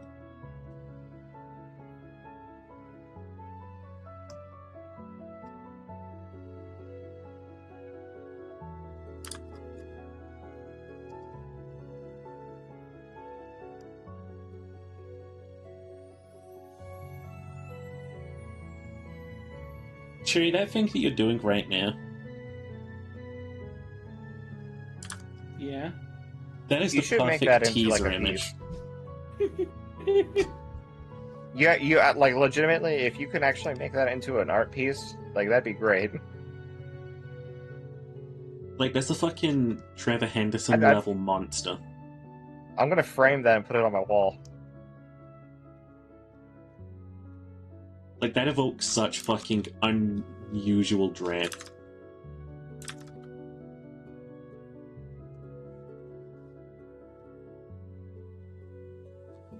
I feel like your hairs are standing on end. Whose hair's standing on it? Trevor Henderson is great. Trevor Henderson's pretty good. He was, like, a little inspiration for me a while back. But, like, I get the feeling what we're gonna do here might even topple him. Oh my god, no! Don't make promises you can't keep. Not topple him, but, like, in my head, what we're doing here is gonna be better. Like, I will feel like I've succeeded them.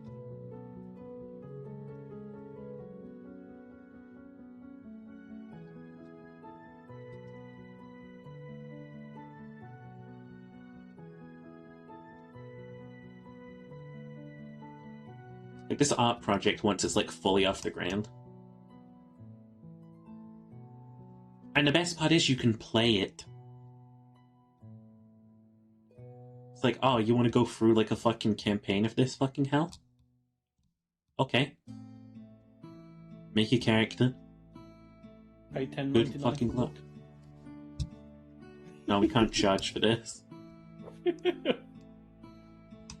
I don't want to charge for this is the thing. You know? Like, so much D&D stuff is so, like, money-gated. Looking at you, Wizards of the Coast. Like, we could fully separate this from Dungeons & Dragons entirely, you know it?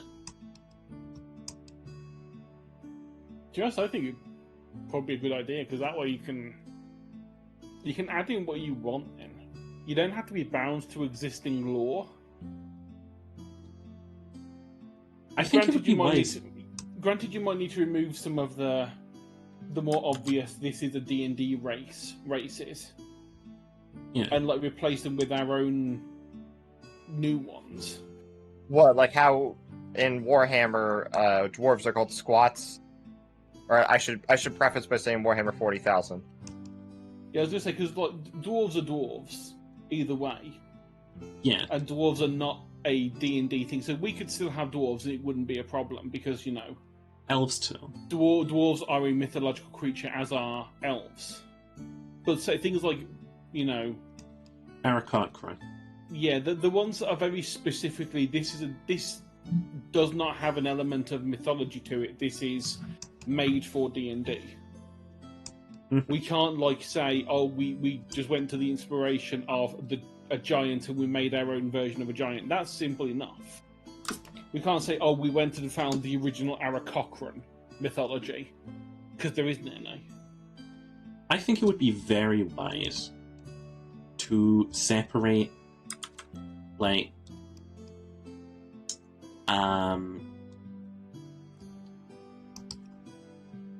ourselves from D&D, so that we're never in a position where we get cease and desisted as well.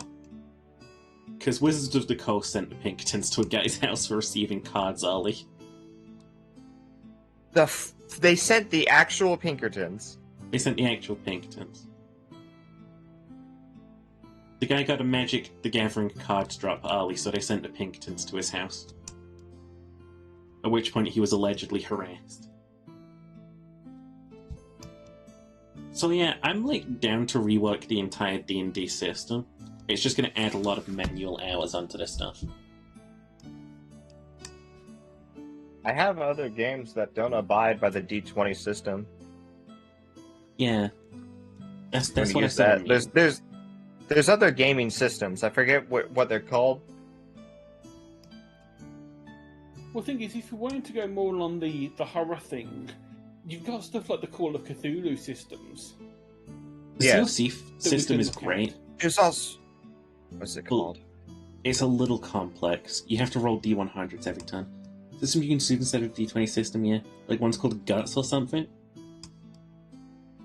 Yeah, Yeah, there's quite a lot. I mean, I think the one that I know of is GURPS, which is an old one, which I think was open source even back when I played D&D a decade ago. It's general user roleplay system or something, and it was designed that you could just use it for whatever. Genuinely, I think it would be worth looking into, yeah. I want the rules constrained enough but free enough, I still want to have a class-based system in place.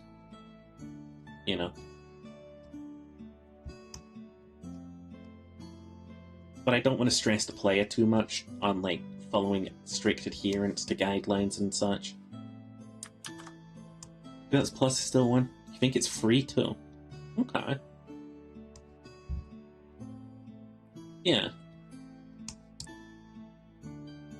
Well, at that point in time, we can just tag our streams as tabletop RPGs instead of D&D, huh? Yeah. Yeah. Right now, we did base this around the concept of... If we do create our own, TTRPG, can we call this shit Evo? Why? Shorthand evolution, because we're watching the world evolve, characters evolve, setting evolve, horrors evolve. Sure, why not? But, I kind of want something that captures its more cold, uncaring horror side, too,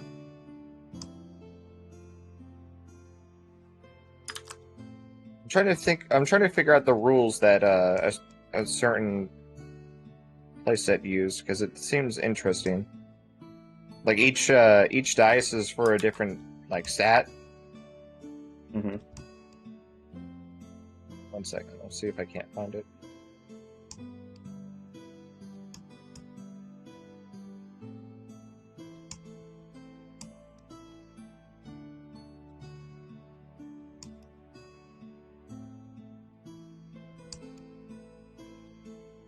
We could code in adversity straight into the narrative.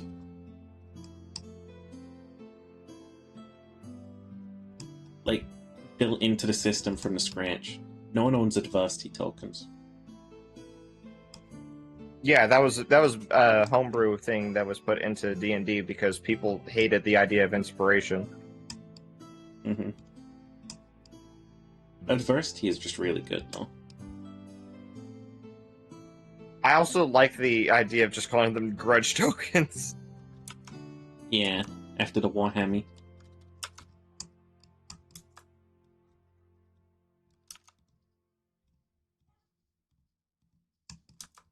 Okay, give me 1 second. I gotta charge up my phone and then I'll explain this to you. Okay.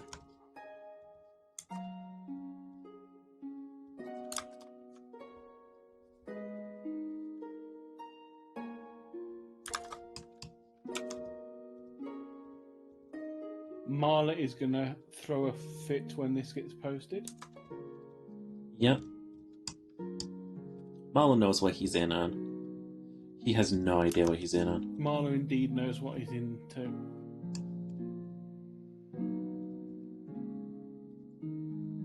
So I was trying to look up the rule set that the Dimension 20 campaign Misfits and Magic used, and it's based off of the Kids on Brooms rule set. Uh-huh. So, the Kids on Broom rule set has 6 stats in the game, which is Grit, Charm, Fight, Flight, Brains, and Brawn. And each of those 6 stats, you assign a single D&D die to those stats, which gives your characters an extremely distinct, way of how you play them. So, you'd put, the D100 against one thing, so you had a really good stat if you had that, but then the D4 was your dump stat, sort of thing. Is that what I'm thinking? The GM sets the difficulty for the roll, and the player tries to meet/beat that number with their stat die. Hey, BB. Hey, Tommy, Mommy. Welcome on in. How you doing? I'm in a state of abstract horror. I'm trying to think. The way it sounds, Ginger. I mean, I would say you've got 6 stats, and we have 6 different. So D4s, D6, D8, D12. Yeah. So they use D4, 6, D100. 8, 10, 12, and 20.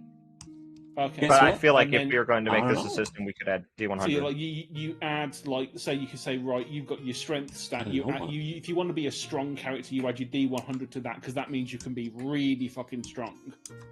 But if you want to be dumb as fuck, you put your D4 on there because you can't roll for shit. So yeah, if you want your archetype or your best I guess stat to be fight, or what's the difference between fight and brawn though? Fight is probably for combat, and brawn is probably Toughness just versus generic strength. But then there's also grit. Put a 6-foot Obama cutout? Why? Why not?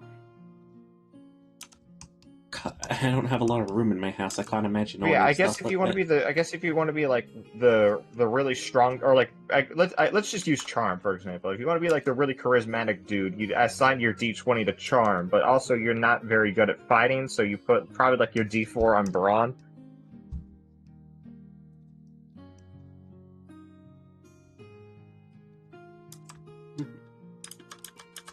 I get you.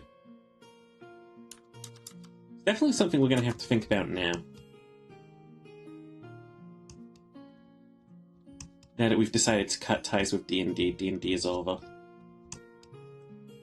I had to just mention I'm sorry. Tamala? Yeah. I posted the sort of the mostly finalized thing.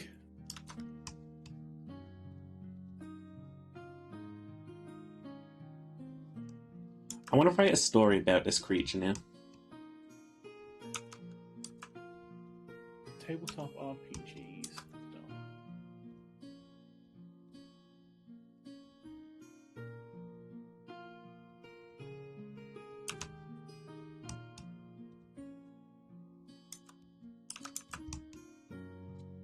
Okay.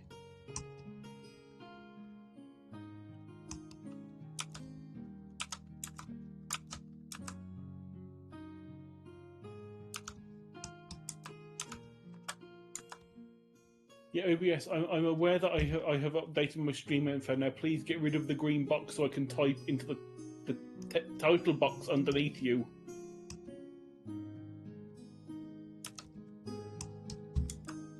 There we go.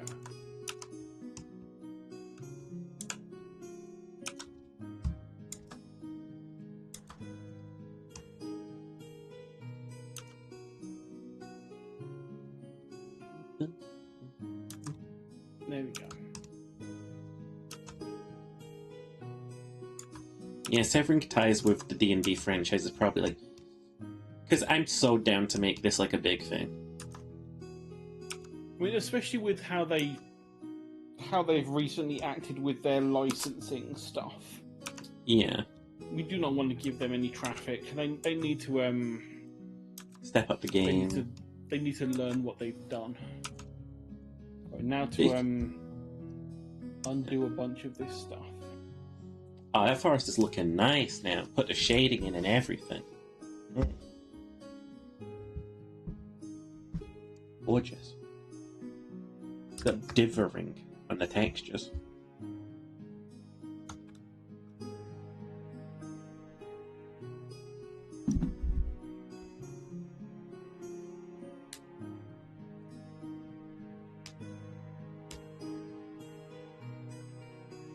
Because why not?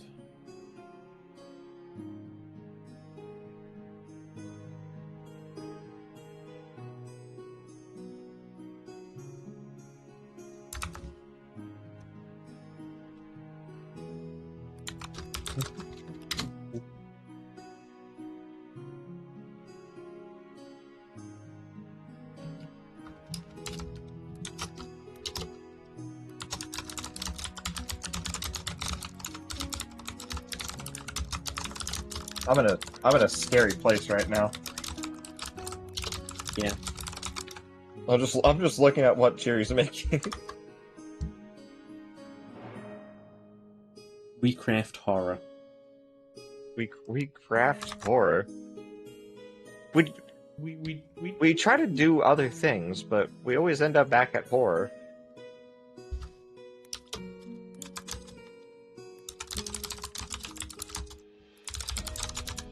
And now that I've actually saved both the cave painting and the painting on the cave, I can do a few undos and go back to where we were.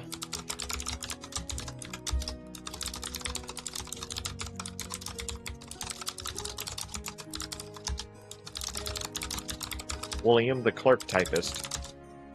I'm Clickety, thinking. clickety, clickety, click. I'm writing. I'm a writer. You can't write if you. I mean, are you really writing if you're not in a coffee shop with your laptop? On a typewriter. Oh no, taking a typewriter to a coffee shop is a little bit pretentious. Wearing a turtleneck. Dude, if you bring a And sunglasses fucking indoors. loud-ass typewriter to a coffee shop, someone's gonna spill coffee on that shit accidentally. Yeah. That's not gonna You- do you- anything you though. take It's your mechanical. laptop, You wear your It's a bit sticky. You wear your white turtleneck, and you have the sort of like the combed back. I'm trying to think of what I don't know what the style of the hair is called. Like, literally, when you literally comb the hair backwards and you've like gelled it. So it's Slick like a back, weird like like wave the at the like a front. greaser. Look at Yeah. a greaser from the 1960s. But yeah, and then you have like the shades on, and you're sitting in the corner typing. It just seems like you're cosplaying it. What the hell? Hi. Oh, there's just a weird pop-up out all of a sudden.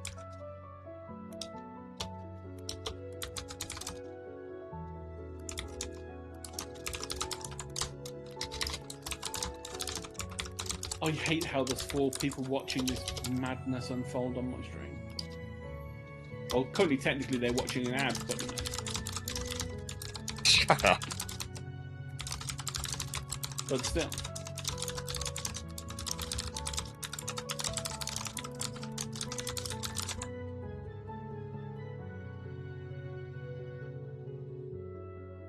I just love and hate the idea that these things, once they've caught you,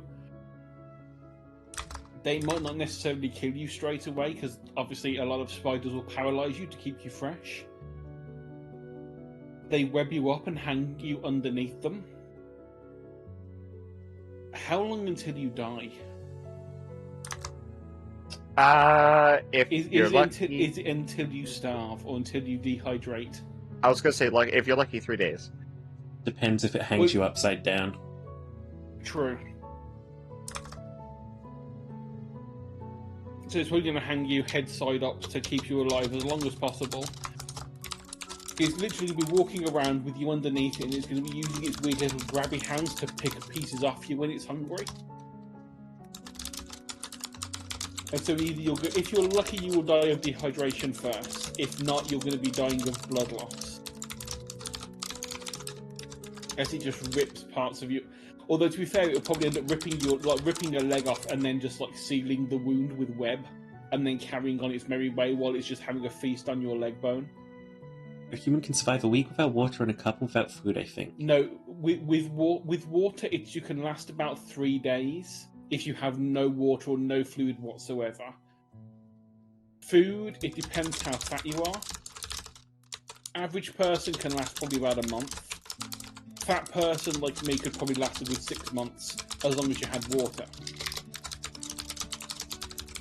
But that's in plain normal conditions. Like that is like if you're in England, so not too hot, not too cold,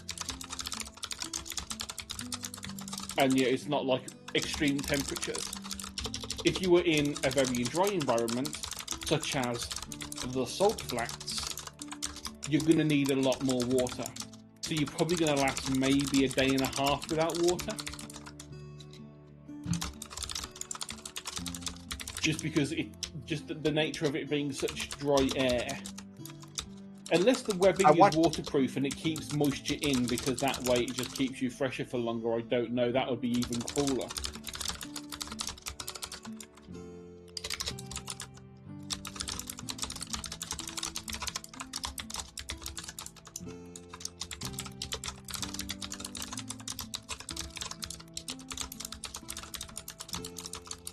On the subject of needing, like, basically body fat in order to,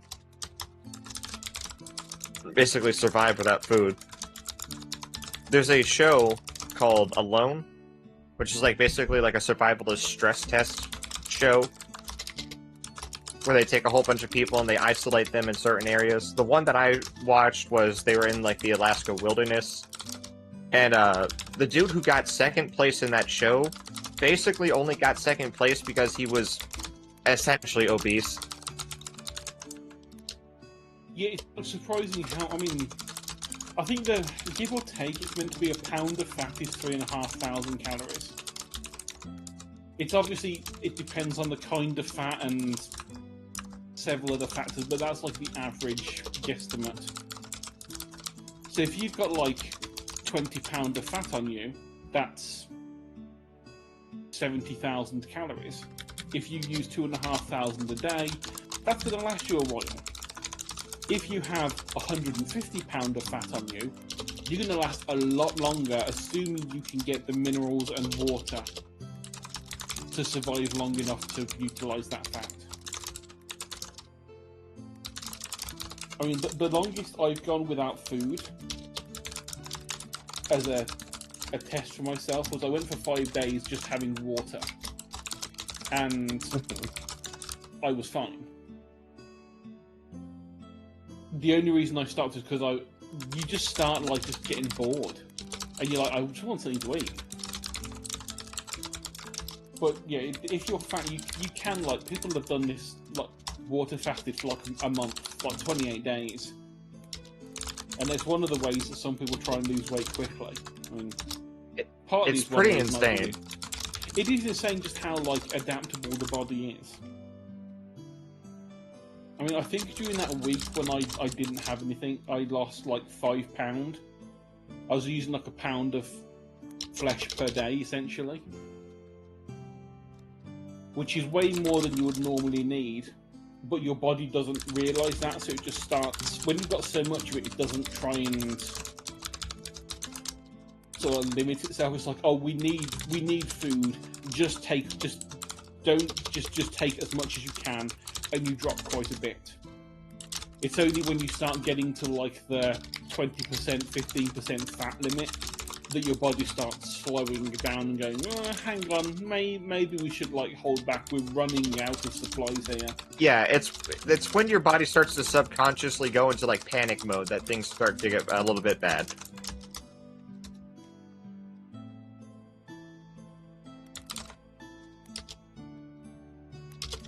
Oh, holy hell. Hi. How long have we been going? Oh god, how Been long have we going been 2 for almost hours. 2 hours? I'm in a place that's filled with death claws. I'm playing Fallout New Vegas. I'm at that mine that has all the death claws in it, and I thought from this position I was completely fine. I killed like 2 death claws, and then the mother death claw showed up. You killed 2 death claws and then saw the other 20 Yes, exactly. standing behind you, looking hungry.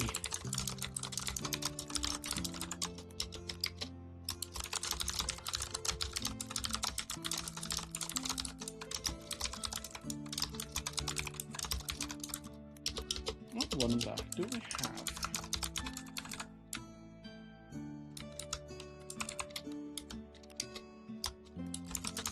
I do have it installed. Can I remember how to use it is the question. Oh, shit. Running out of ammo. Oh, he found me.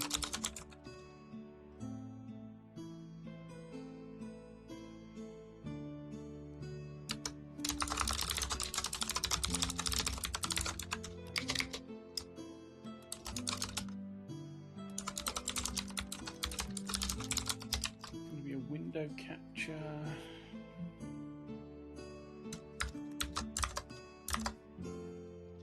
Oh god.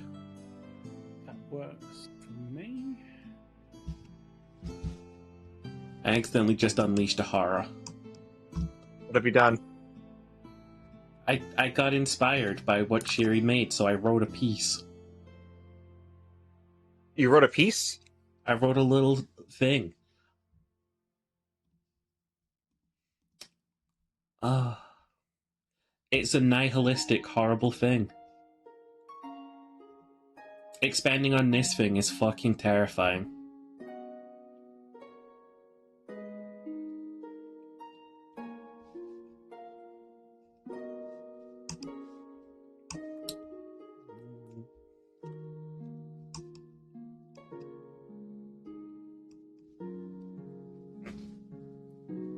It's actually a lot more interesting having this continent of time in the north and south now. Like the way that's going to interact and like have horrors brought into the world.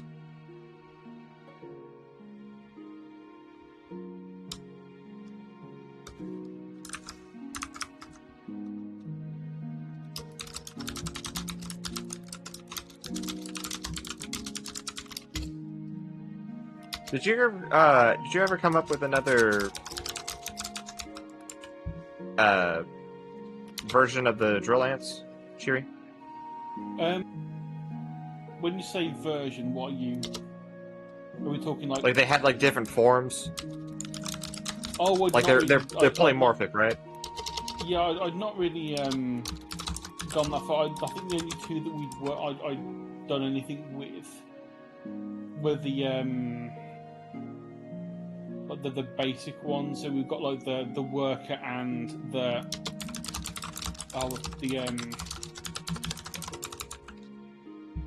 work. Well, there was the worker that was filled with water, and then there was the soldier that had the drill.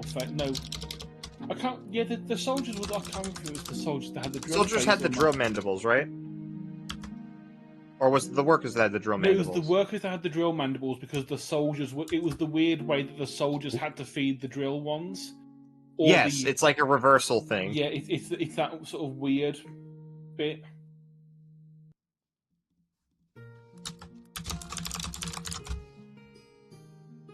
Divide.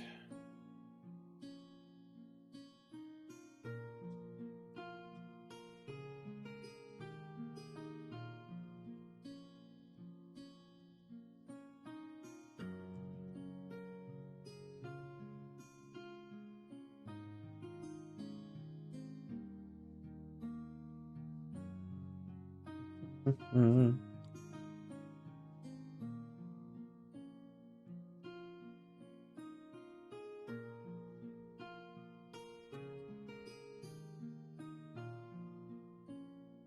It's amazing how much of Blender I remember. after not touching it for years.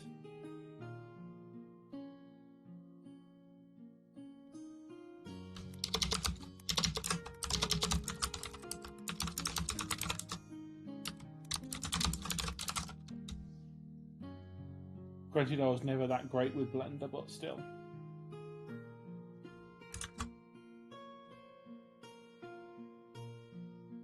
Blender's free, unlike Studio Max and Maya. Those you pay a lot of money for.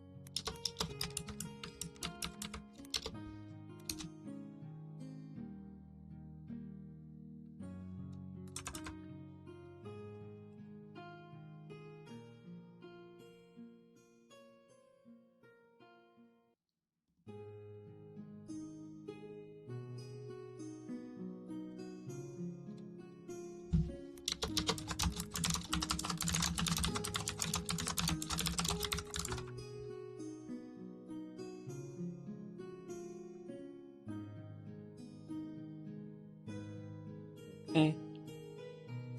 Hey. Hi.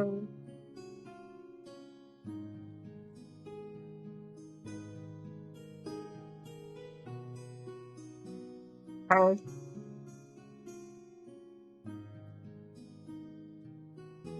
Up. Hi. Hi. Hi. Hello. Three NPCs when they walk in a room.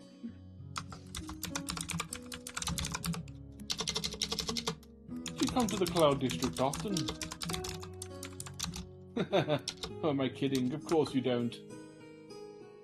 Let me guess, somebody stole your sweet roll. Let me guess, someone stole all of your personal items off your body whilst you weren't looking, because you're a stupid guard and I'm a pickpocket. Let me guess, somebody threw a bucket over your head. Let me guess. Somebody unfucked Christmas turkey. Huh? No, they didn't. They didn't do that at all. Damn.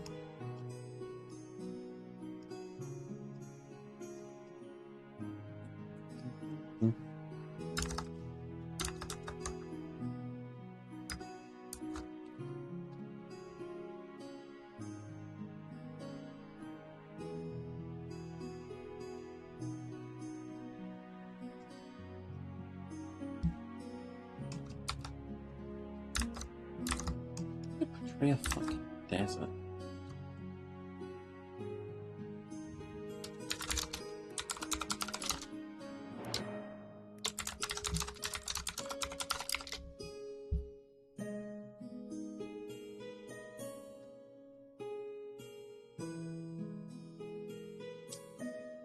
Eh.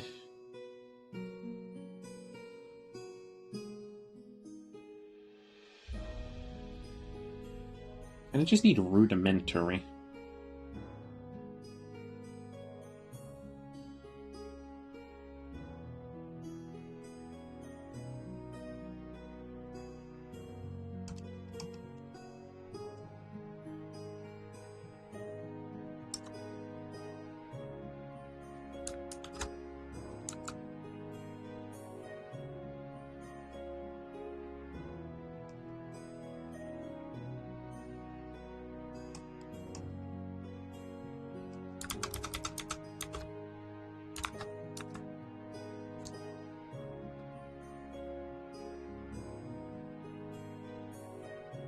Awa.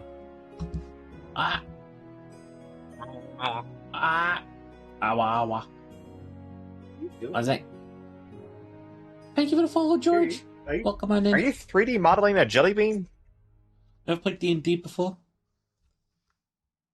In my goddamn life. So this is interesting. See, we're not technically playing D&D either. We making a D&D universe right now. We're just... this isn't your average everyday world building. This is advanced world building. Is it? This Oh, yeah, it really is. This is Chewie is using that like weird shit that she learned back in university. Yeah. It's not awful not. And I'm just making a map. It'll play And I D&D am with someone soon, so here. you might do a little thing like this. Is this Aseprite? Yeah, this is Aseprite. It's my favorite little art program. I love it. It's got a lot of good. I can't even say things apparently, so I'll just shut up.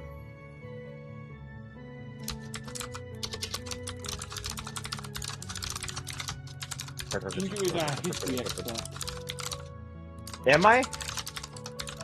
If I'm a fucking biologist, then you're a history expert. Can I have an actual title like historian? Sure. It looks great, but you can't really pay up. That's completely understandable. I get not wanting to pay for an art program. I don't remember, but I think there was like a free example of Aseprite. As far as art programs go, Aseprite is relatively cheap. It's only what, £20? So like $25, $30. It's like, I mean, look at what I'm using at the moment in Blender is free, but Clip Studio I think I dropped like 200 quid altogether for the license. It was like 120 for the first license I bought, and then they updated it earlier this year, and you had to either carry on using the shitty old version, or you could upgrade the license for like £80 to get access to all of the new stuff for quite some time. And I was like, you know what? Program's good. I have the money. 15 USD? What, Aseprite? I have a money. Bless you. This is why I don't talk. You're considering how much I'm trying to use Clip Studio, the money is worth it. It's actually, you know, an investment into a skill set. One day I hope I'm rich enough to actually be able to get into using Adobe programs.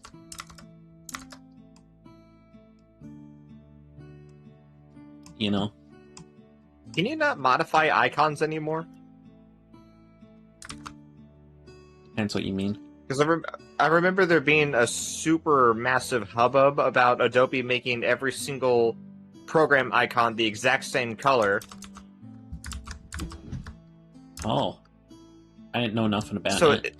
yeah, that was a really, really horrible thing that they did, because now everybody is like, if Adobe is basically your livelihood, you have basically every single program open at the same time, and you can't very quickly look down at your hotbar and see what is open or what tab you have based off of the color. They're all the same color now.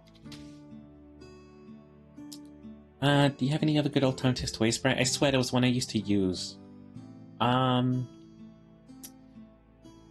made a whole thing about this. I used Graphics Gale, that was the one I used to use. I don't remember if it was any good, it's been so long.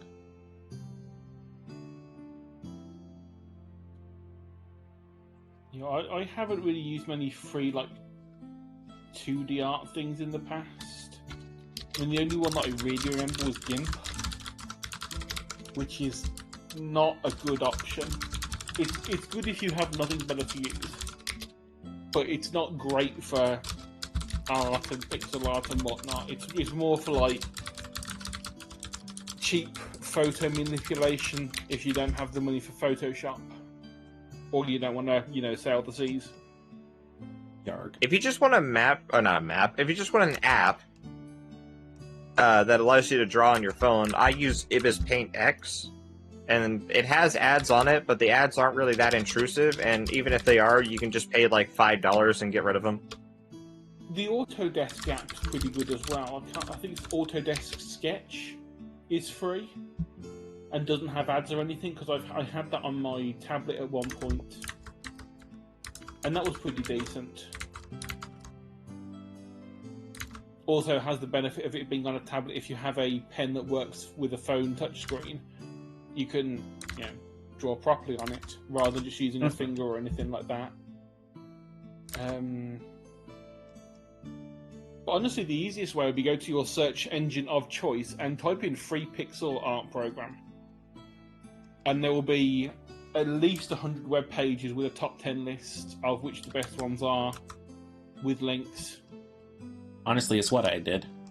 Yeah, so you get to like pick a few that look good for you, that work with your machine, download them all, play around with them each, and see which one you like the best. Because that's the one, when you've got that many free ones, you aren't tied down to, like, say with Photoshop, it's industry standard. So if you don't like using Photoshop, you're kind of fucked. You've got to use Photoshop. However, with the free ones, and you're doing it for your own fun, you don't necessarily need to stick with the tried and true that everyone likes. You can fit with the one that you enjoy using. I mean, you can use Clip Studio Pro to do pixel art. You just have to like do a smaller canvas than you normally would. I wouldn't recommend it, but you could use fucking Microsoft Paint. Yeah, you could use Microsoft Paint. You could use any program that lets you do art. you can do pixel art on. It's just Michael Reeves was able to do that. It's just some of them are made for the job.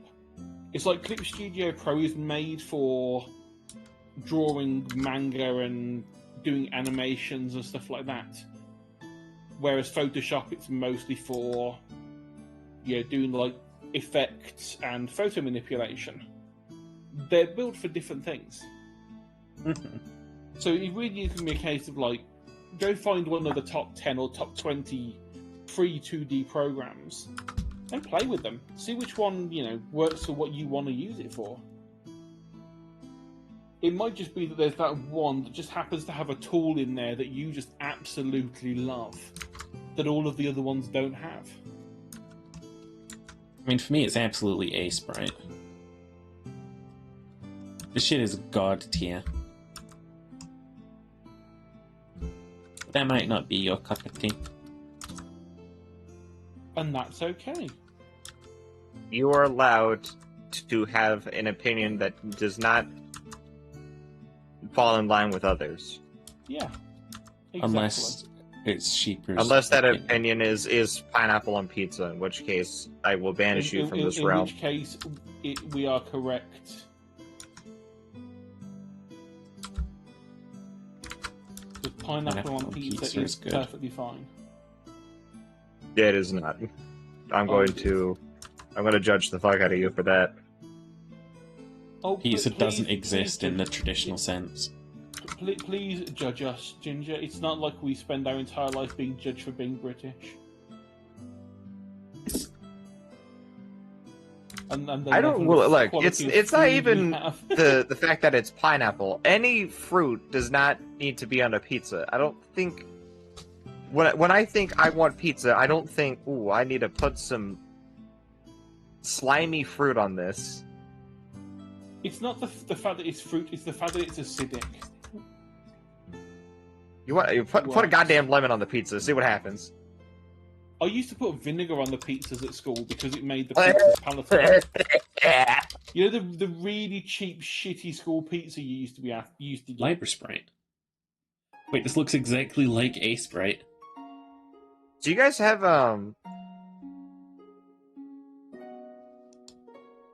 like, actual salt shakers or salt packets at your schools?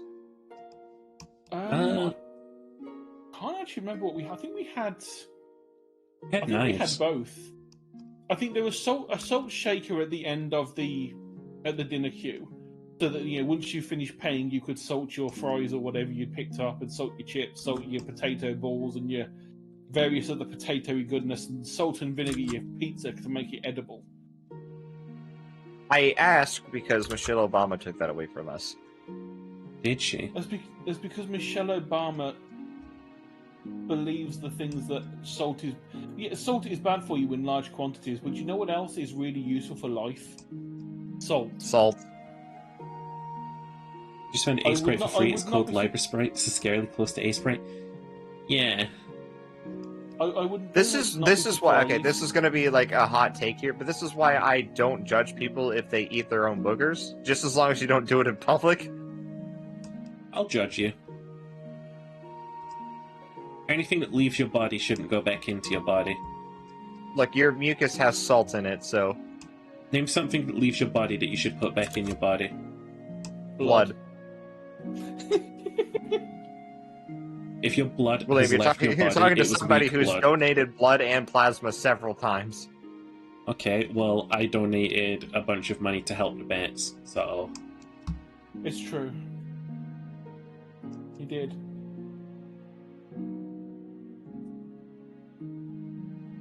Yeah, I wonder if I Liber closed it- I- Sprite is I supposed closed to be... the dono for a while. I mean, I didn't want to keep it running on there and. You want money, I get it. People turning up. Oh yeah, I want money. Yeah, sure. It's cool.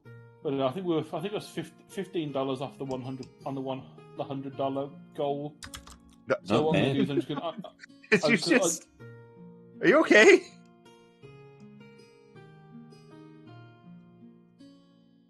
Hi. balls. Balls. You just got really excited. I'm sorry. You guys had wait, what did you say? Peanut butter balls or potato balls? Potato. Potato balls. You know the smiley faces, potato things. Oh, I forget Like what the they're frozen called, but one. yeah. They're like called potato smiles or something. Think that, but just in a ball shape. So it's the same consistency inside, and it's just like the crispy outside. That's all they were. They were not. They were actually one of the better things that they gave us at the school cafeteria. Dude, I got sent to school with a $5 every day. To fend for myself. Oh no. And I did not buy any food. You know what? I wouldn't have done it either. I was too awkward to approach the dinner ladies and be like, hey, Oh no, I just would have pocketed the money and starved myself so that I could go buy a video game or something. I didn't think like that back then.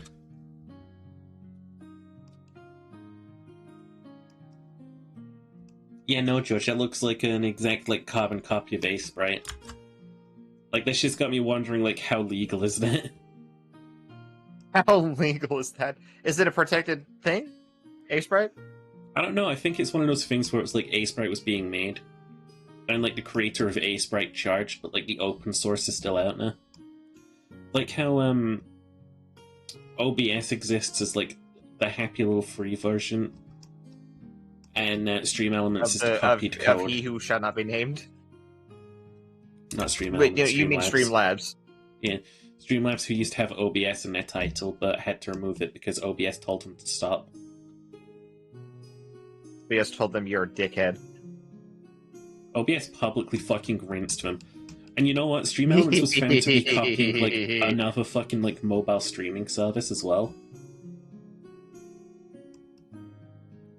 They like ain't They did what now? They copied this other mobile service apparently. Like Streamlabs just copies. We create, all you know how to do is copy.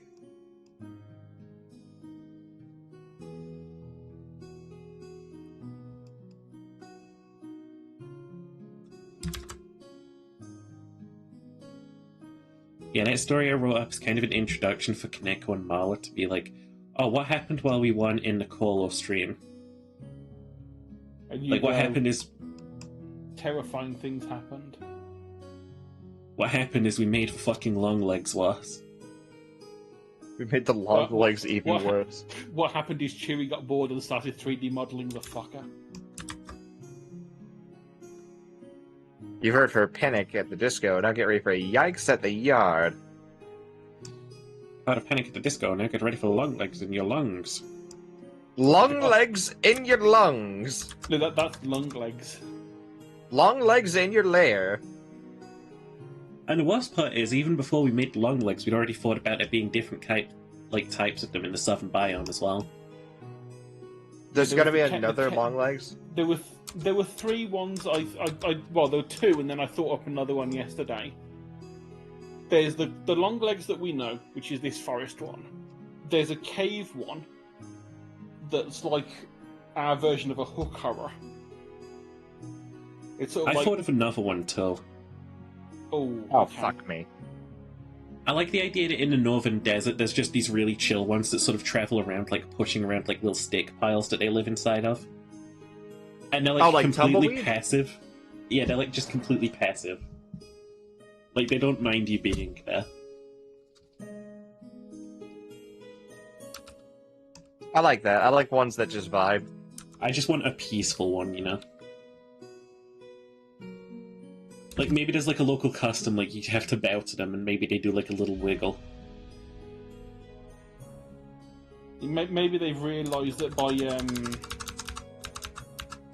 letting the other things live, they will occasionally give them treats. And so it's like, well, okay, if we kill them, yeah, we get to eat now, but we don't get anything in the future. And so It's like basically they've kind of like Okay. semi-domesticated themselves because they're like Yes. like wolves did. It's like, well, okay, we could just eat the humans, but occasionally they throw us scraps, so Wolf we spider. wouldn't get that if we killed them. Yeah, we called it the wolf spider. oh, wolf spider. So, Libra Sprite is just an open source A Sprite, it looks like, which is real nice. Yeah. Well, now you got your A Sprite sorted for you. I'm gonna keep using this one, though. I like this one.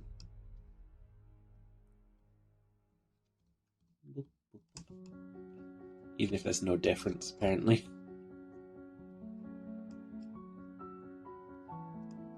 Oh, and got my music has changed over to something else, so we're gonna go. Can we hear it back on stream to- today? You should do. Ginger, double check. What? Let us know if Cherry can have music on stream. I should have music on mine too. If not, that's going to be really embarrassing because I've been going for fucking 2 hours. I can hear it. On mine or Oh. hers? The Bomberman 64 On hers. soundtrack. Oh, I'm in. Because Bomberman 64 was actually a really pretty cool game. Ah! People didn't like it at the time because it was very much not Bomberman. It was not like a square room where you have some things. It was more of an adventure game. But it was actually a fun game if you didn't have any idea what Bomberman was. Mhm. Which I didn't at the time. So I bought it and played through it and I really liked it. And it has a fucking awesome soundtrack. You have an awesome soundtrack. I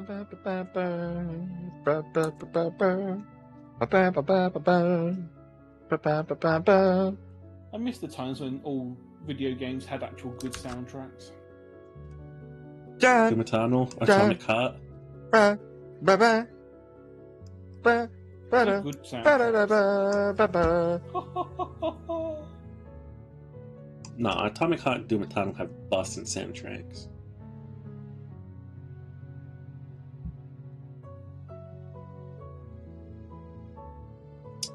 I wasn't confident I could actually do this desert the way that I did. Like, good. It was coming together. Like good.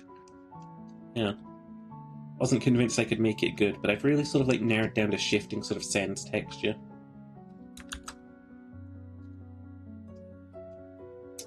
Those hills do look like domes, but like I'll cope with it.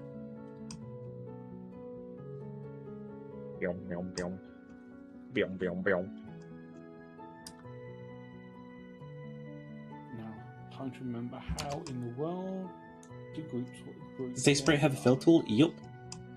Get out my room, you dog. I wouldn't have been able to do a lot of what I've been doing without a fill tool. Well, you could have, but it would have been extremely painful. Be extremely painful. Watch the Batman movies at some point in time. The Tim Burton ones? What? I don't know. All of The them, ones honestly. where it's like each Batman is like a different actor because they did that for some reason. Yeah.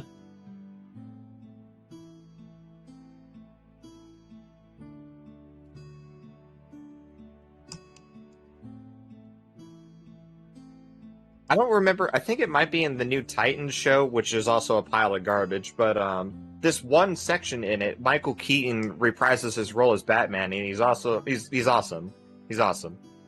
Oh, I know exactly which one you're talking about. It was the DC shows had this big crossover event.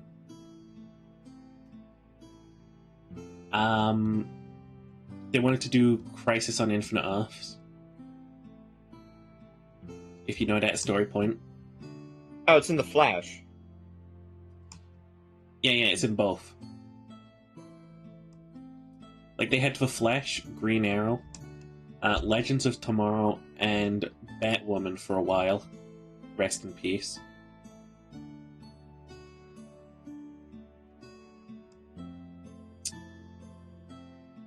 And they bring back Michael Keaton's Batman, and they fucking butcher his character, but at least the actor's having fun with it. Yeah, Keaton really wants to be there.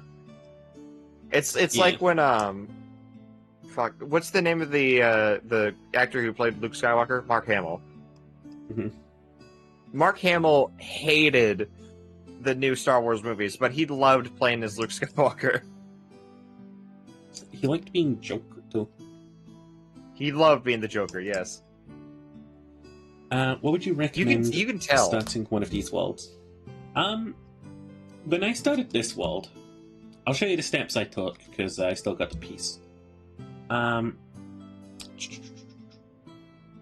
What I did was I sort of like took an outline tool and to mark out the coastline, I just zoomed out and I went continent. You know? Continent. Yeah. And then, like, within that continent, I eventually went, okay, well, down in this bit here, I want it to be mountains over there, I want it to be, like, a swamp here. So I noted them, like, ice, like, greenery, like, dark greenery, foresty. A blank to be, like, volcano lands, beaches, rocky cliffs, lakes, cliffs, rocky shores. Like, stuff that you'll recognize. What resolution are you using for that screen size? 3226, 2026. 3000 by 2000. We had to expand this because it wasn't good enough. But this was just like for draft. We eventually got around to like sort of like going over the edges. The main thing that changed between the first bit and the second bit is we wanted to make it look more sort of like natural and rocky. Don't forget to use your layers, by the way. Yes. Always come Also, down here, remember what new layer layer. you're on. Always Yeah, remember what name layer. your name your layers. Yeah. Unlike what I did with mine today, which was just not name your layers at all and just hope. Right. There are so many drawings that I've made that I've irredeemably fucked because I forgot what layer I was on. I don't recommend this as the best way of making, like, fancy maps. But if you dig the pixel art aesthetic and you're willing to put, like, the patience into, like, doing this, because this is a project that will take you a long time if you want to make, like, a map this big. It's like, imagine sewing. You have to, like, weave every individual, like, strand in and out and in and out of the fabric over and over and over and over. And eventually you get a tapestry. That's what it's like with pixel Yeah, art, keeping- except you have to put every single pixel down on screen. It'll look great. It will. Bitches love pixel art.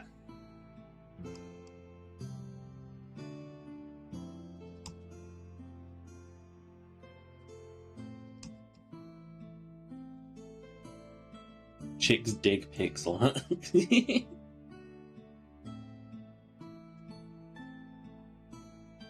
there a specific way you name continents? So one guy who said he just takes an aspect of his world, translates it into another language. See, like, I could never abide doing that. Because then you end up with stuff like River Avon. Yes, the river. I sometimes do that with my worlds, but then other times it just, like, you literally just, like, come up with, like, you start with a letter, and then from there you like, add on 2 more letters from that letter, and you make a sound out of that. And then whatever comes from that sound afterwards is your country's name. That's how I came up with Philippia. I usually try and, like, follow my heart when it comes to naming things. If it ever gets hard, I go to, like, fancynamegenerator.com. And, like, I take some inspiration from there for a bit, where I'm like... And it's not like I'm going there looking for the names themselves, I'm looking for the name sounds, you know? Like, if I make a kingdom in the air, I might search for, like, air elemental names on there. You know? Like, relevant stuff that sounds airy. There's a dwarven kingdom in my world that is called Messing, and Messing is... I forget the language. It might be Bulgarian, but it means bronze, I believe. Messing. Let me type it into Google Translate.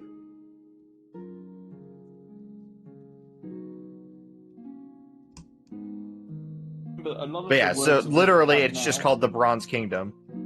A lot of the words we have now are messed up versions of, like, the fact that, like, we have cobalt as a metal. The reason why it's called cobalt is because of kobolds from folklore. Because kobolds were a mine spirit who just happened to be in mines that contained cobalt. Cobalt. And so we named the mineral after the folklore creature. So just mess around with words. I mean, you remember, all words are made up. Every single word has been made up by someone at some point. No, yeah, George, I took a look at it just then, when you mentioned it. Like, it is incredibly similar. Like, if I didn't check to make sure, like, I would have been, like, very worried that there would be copyright infringement going on. But no, it's fine. On the subject of all words are made up, you are exactly right. Like, the word turquoise, for example, that is just a butchering of the French, like, statement of turquoise, which is just Turkish quartz, because they've never seen turquoise before, so they just called it Turkish quartz. Love that we fuck up like that. And we just make a fucking word up that lasts generations.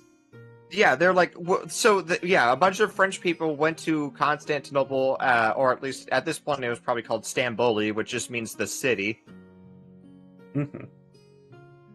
While it was under occupation by the Turks, and then they saw the Blue Mosque and the beautiful turquoise that was inside. Turquoise. Downloaded just now.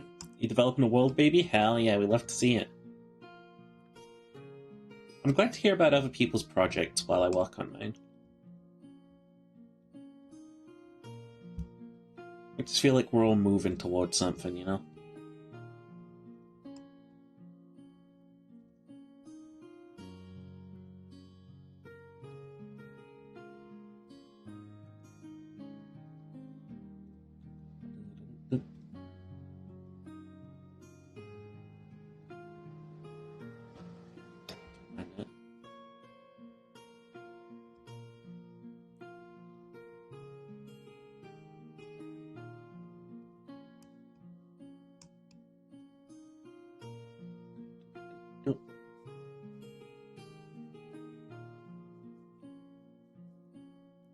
Gonna be sort of a small region of just one thing? Or is it a big Empire Union thing? Connected government? Be connected lands. Okay, okay. I see, I see. Like Rome.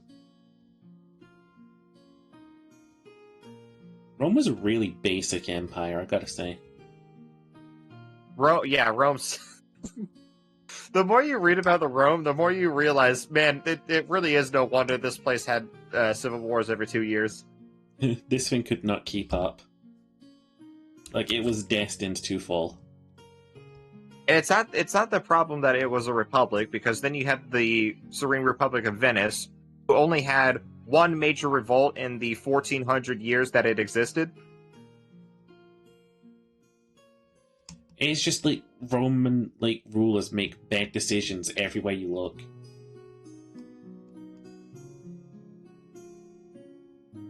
And also the consulship was fucked from the start. That's how we got the triumvirate. Motherfuckers were like, Caesar figured it out. Mm-hmm. Go ahead. No, it's just the motherfuckers were like, we need to get guys to lead guys to lead guys, so that we don't have to lead the guys. Yeah. And Caesar basically figured out that in order to rule all of Rome, all that he needed to do was become best friends with the most influential general in the Roman army, and then also become best friends with the richest person in the in Rome in general. Wow. That's all it took. That's all it took. He became best friends with Pompey, who was like the most famous general in Rome at the time, and then he became best friends with Crassus, who was the richest person in Rome at the time. It almost makes it feel like these guys had it fucking easy. You know what I mean? Well, that's the thing, though. That triumvirate immediately collapsed on itself when Crassus died of disease when he was on campaign against the Parthians. And Julius Caesar famously collapsed down on himself when a bunch of knives went into him. Should not. Honestly, look, he didn't do that. Look, as a I'm British sure person, he had there's no excuse reservations to being about the naive. stabbing. He didn't really get a chance to voice his complaints when 21 people were simultaneously stabbing him. I read somewhere once that there was a guy who made this law, which was no weapons are to be brought inside of the Roman court at any point in time. And then Rome was being attacked once, and he rushed into the place, forgetting that he had a sword on his person. And he was like, oh shit, I just broke my own law. Took the sword out and fucking stabbed himself to death. Oh, okay. I guess he stuck to his convictions. Yeah, like, honestly kind of metal. He was like, fuck, I just broke my own law, fuck. Stab, stab, stab, stab. Look, laws aren't black and white, dude. There's shades of gray. Oh, he already stabbed himself. He's bleeding now. Oh god. Oh god. Oh. That was You right said- underneath his fourth liver? What? Fourth His rib. fourth liver. It was built different His back fourth in ancient liver. Rome. We had 3 spare livers. Well, you never know when you're going to need them. Really digging the biome so far. I actually set up the forest and the shifting sands. Hard part's going to be working on the cliffs. Get my ass cozy. How does the jelly bean look now, Ginger? Oh shit, I don't have my phone open. It's a really vile creature, Cherry. Oh my god. Cherry, can you make this thing have warp cycle at some point? Why are you 3D modeling this? You do realize I can 3D print this now, right? You do realise the reason I can 3D model this is what's one degree's in. If you games design. if you make the legs thick enough that they can survive the 3D printing process, I can 3D print this. Well, see, all you need to do is, Good lord. rather than having it like this, we just have to separate the legs into pieces and put them flat on the bottom, and then you print it and then just glue them together. It'd probably be better and probably be a lot easier They still to need to 3D be thick. print. Well, they'll still need to be thick, but if we did it like this, there'd be a hell of a lot of wasted plastic with all the support needed.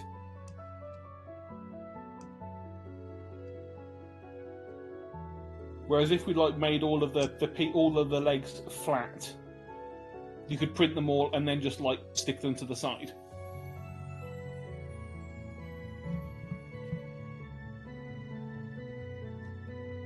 Hey. Hey. Sweeper. And to prove just how amazingly talented I am and how amazingly lazy I am, the eyes are just spheres. Yeah. What more do you need? It's German 985 here. Somehow I doubt you.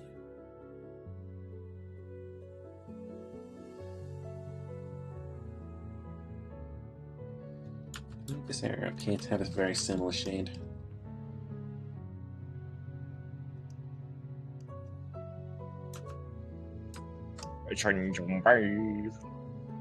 I don't know what the hell's going on. Losing it, man? He's losing it? He's losing it? Oh, yeah. Hey. I don't agree with that Cedric Dino fellow. Hey. I personally wouldn't you drink know- weird substances from tubes. I If you're don't- wondering, I- yes, you're I in hate fact how making he's- the D&D Soviet Union. Hey, I'd be doing that, but from inside the D&D world. I hate how easily you were able to convince Glubbleb to get out of his head. It's okay, we're gonna put him in someone else's head.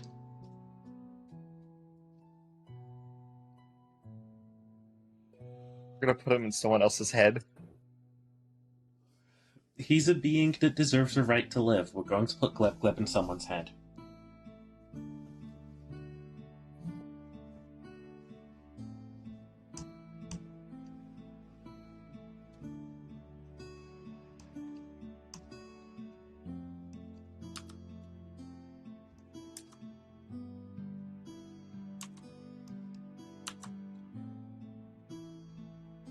You're gonna turn Glubbleb into another party member.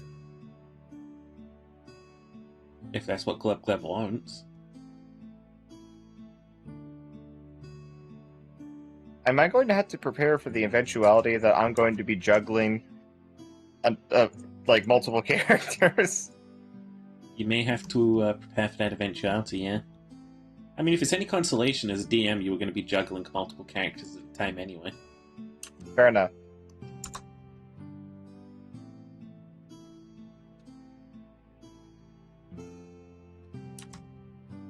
I thought he is mostly along for the ride attitude to things. Yeah, I'll get involved in this underground boxing match. Yeah, and then proceed to not box, but basically bite the shit out of our brother. Oh. Tastes like a fucking coward. You taste like bitch. Wilbur immediately goes into a rage. He starts doing a haircut.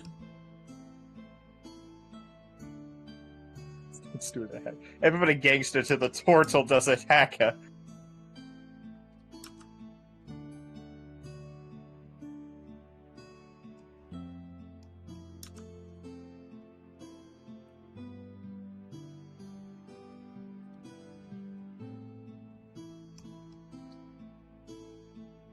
Tortilla fucking Shelby. Tortilla fucking Shelby.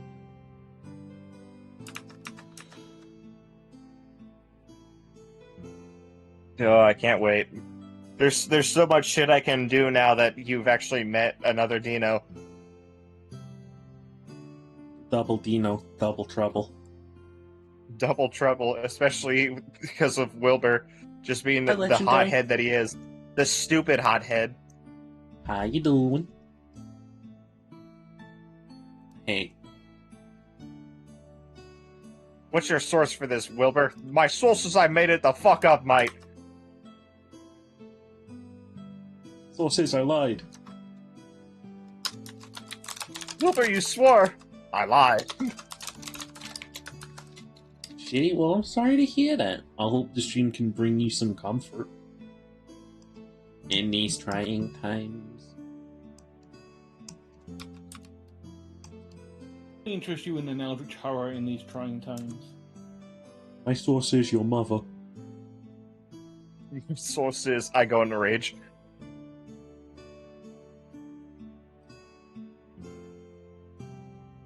I'll have a Coke. Is Pepsi okay? I go into rage.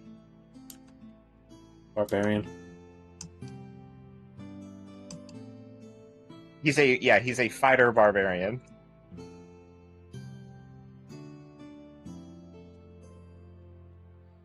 If Robin lives long enough to see himself become a proverbial villain, he's probably going to end up as a barbarian too. Oh my god, how many things are you gonna multi-class into? Well, that depends how long I live. So you're a rogue fighter barbarian, is what you're No. planning on making yourself into? I'm a rogue fighter, and depending on how long Robin lives for, he's definitely going to multi-class once more. But like right now, all of the points are going into like roguing and fighting. Yeah, you have a lot of aspirations for Robin, and one of them is turning him into John Wick, essentially. One of them is to have a trick gun. What do you mean by trick gun? Like Altair rocking up to the Assassin's Order once more. What I don't know what that means. Somebody translate that. He had a gun. Are you talking about a gun attached to your wrist? Yeah. Okay. Like hidden blades, but they're guns. Like the ultimate liar's handshake. We kind of had that in real life. It was called the lemon squeezer. It would be called the man squeezer. Yeah, it was shaped like a pocket watch. Like, think of a pocket watch, but like super big, and it had a barrel sticking out, and you would hold that. You would sit that barrel in between your middle and not index finger. What is the finger that is next to your pinky? Ring. Your ring finger. You'd sit that barrel between your middle and your ring finger, and then you'd squeeze your fist really hard, and that would eventually make the gun go off. Yeah? It was not very functional. Though I do think somebody was successfully assassinated with it. I gotta say, now that I think about it, it might almost make more sense for Robin to become an artificer. Depending on where the path goes. You know? That's really the only way that you're gonna get more guns, is by finding artificers. Or becoming one. Or becoming one and making guns yourself. Or scouring the many ancient, extremely deadly, but very promising and rewarding ruins. A gremlin, not gonna lie, looks awful, couldn't even color inside the lines. Kaneko, you made that, Kaneko. Kaneko, you made that gremlin, Kaneko. You made me. You made me what I am today. Father. Father. Father. Why did you do this to us, Father? Do you love me, Father? Look Father, at me. What is this? I'm your form father you gave now. me, Father. Let me have more gruel. Father, give me eyes. Father, give me eyes. Make us whole, Father. Make us whole. Father, take my eyes so that I may not see the creatures I have created. Our Father who art in heaven, please take my eyes. I've created for long Hallowed be legs. thy name.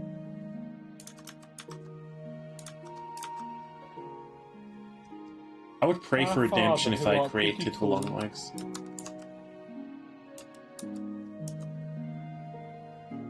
Oh shit, I created for long legs. Oh, Hi. this is my fault. was the asshole who sat on Cole and created that thing by accident by just being like, oh, what if there was a big fucking spider that swooped down through the trees? Yeah, we were just talking about salt things, or salt octopuses, and then... salt squids, shit. Kaneko, you should Fuck! really look in the group chat that you're in right now with us and, like, see these Kaneko. fucking things. I'm gonna get Linda in 27 seconds. What does that mean? Well, you see, Lindo hasn't been gotten yet. And it's probably taken me 20 seconds for me to say this. So Lindo's been gotten. Okay. Enjoy your Lindo. Lindo's dead now. I mean, when I'm the long legs and I'm just hunting in the forest. You're my friend now. We're having soft tacos later. You're my friend now. I'm going to eat you later. Yeah, that's he. He doesn't say that you're gonna be the main filling of the taco.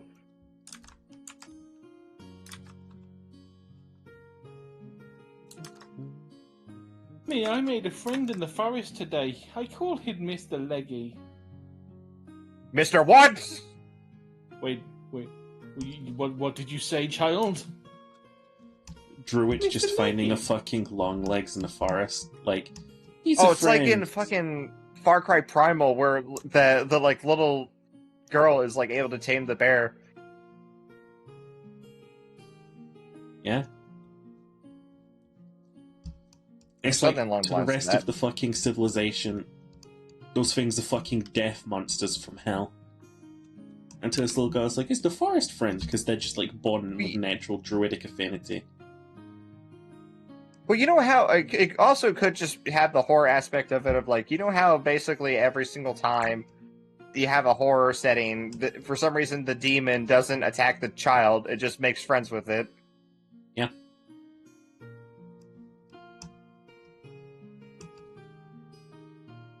Also, I love how I just called a child it. You don't know that gender. Also, the correct way to talk about children is it. That thing.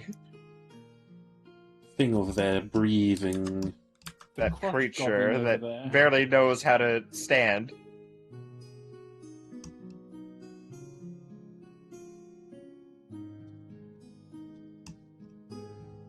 There's a lot of words.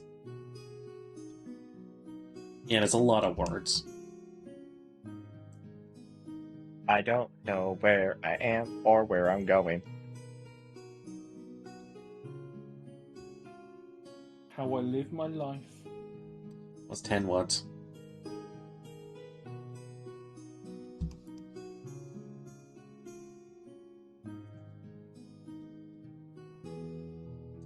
Imagine being one of those bitches in the fucking courtrooms with a typewriter. Just like click, click, click, click, click, click, click, click, click, click, click, click. No, not only can you type at like 80 million BPM, but also like the moment like something stops, like you're recording yeah, sure, you're recording absolutely everything, including ambient conversation. And then when the judge is like, "Hey, can we go back like 5 lines?" You immediately just go back and like, "Oh yeah, she said this. She sells seashells on the seashore." And like, "Oh shit." Your Honor, the shells that she sells are in fact seashells, I'm sure. Case closed.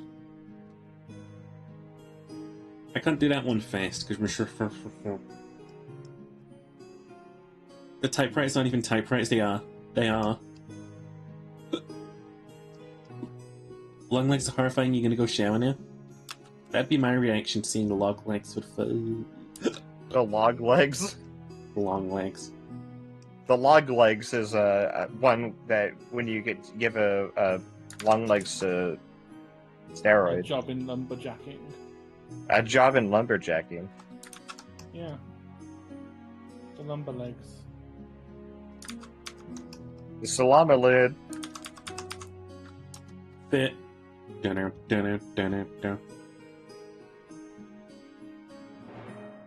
So the salami lid ain't gonna fit. Won't fit. So the salami lid. Fit. So the salami lid. The child it has been born.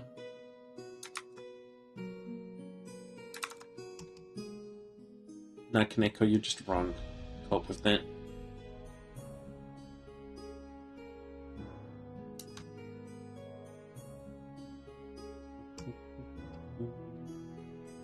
What would happen if I actually click on render right now? I haven't rendered something on this for a long time.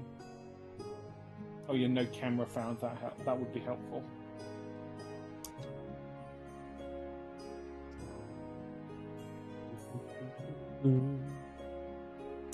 You are wrong, it's a stenograph. I got him. Stenograph D's.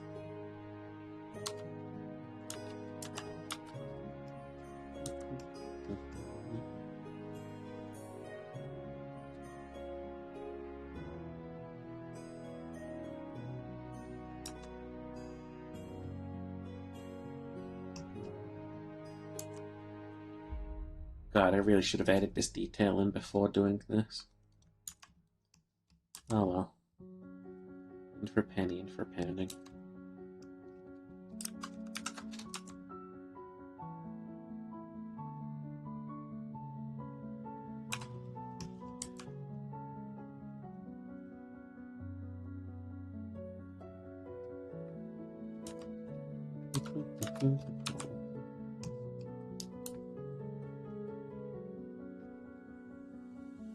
Supposed to be speaking speed, which is on the average. Wait. You can type at 300 words per minute. No one can type at 300 words per minute.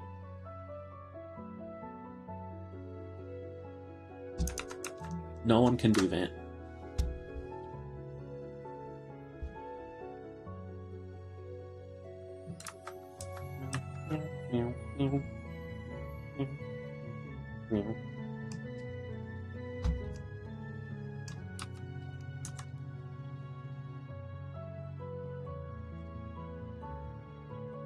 D&D mix should be running out of music soon.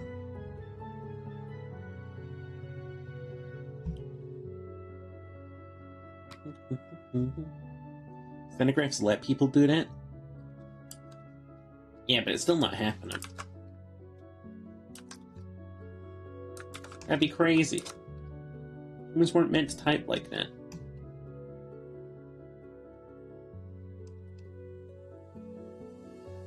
The hands were made for typing. Why am I German? You're German. Hey, German 986. What? Huh? Shut up, Ginger. It's not German. He's a fraud. He's a fake Sorry, I and a asked, phony. Ginger Snap. Wouldn't you like to know, Weather Boy? Ooh. There's something wrong with that guy. But the A personal newscaster conflict said that about a episode. child. There's something wrong about that guy. Yeah, because there was something wrong with that kid. No, there wasn't. That kid dude just got fucking said to arrested. him- That's it. Wouldn't you like to know, Weather Boy? Why are you Kermit the Frog? That's what the kid sounded like. No, he doesn't. He says, "What would you like to know, Weather Boy?"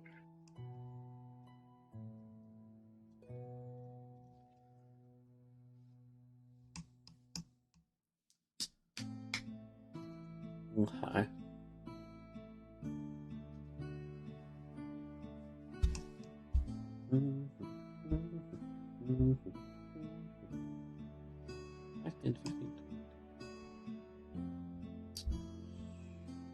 Ooh, it could be done. Should it be done? It should be done. If I would have been done. Hey, check my screen real quick. Mine? Check my screen, check my screen. Right? Let me switch over to your screen real quick. You remember how I said that, like, Oh, it's beautiful!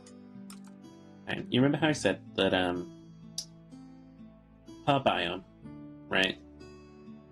We should have like 5 creatures. Yeah, around that. You like 3 to 5. I've been thinking, what if we had 5 unique creatures per sub area? What do you mean by unique? Well, like, I want us to like think about an area, right? Think about the forest area, and think about 5 creatures. And like, these creatures can live here, or here, or here. They might even migrate here. You know? But what matters is we thought of 5 unique creatures. Because now that we're going on the full horror route, I really like the idea that we really flesh this out. Like, the cliff face, it's got, like, maybe a really unique wall-climbing fish. Or something. Wall climbing, what now? A wall-climbing fish. And maybe it's got some weird type of fucking mosquito that just sort of, like, flies everywhere. Maybe that could, like, fucking spread out. Like, those are 2 creatures that could live here. I don't know, I'm just really down to have the world live, like, crazy full of life. You know? Right. I think I might actually end my stream. I'll still gonna carry on talking for a while, but my eyes are starting to get a bit sore, so I'm gonna... Do you want to do a little raid together? Because, like, I was about to ramp up, though. Oh, okay. I mean, I'm gonna carry on with the call, but I can do a little raiding, and you can have a quick look at the last little bit of the stream as I Do a little raiding. Little shitty render with some red light. Who are we going to be ditty. doing a little raid on? Who is around? Jazzy's online. I do love that jazzy boy. Shall we? You could do. Yeah, well, I'm going to beat you to it. Are you? Yeah, I am. It's Thank a race. you everyone for watching. Uh-huh. It's been fun as always. It's always fun, baby. We'll see you next time. Say hello to the Zazzy for us. Give him lots of love, he's precious. Bye-bye. Bye! Bye.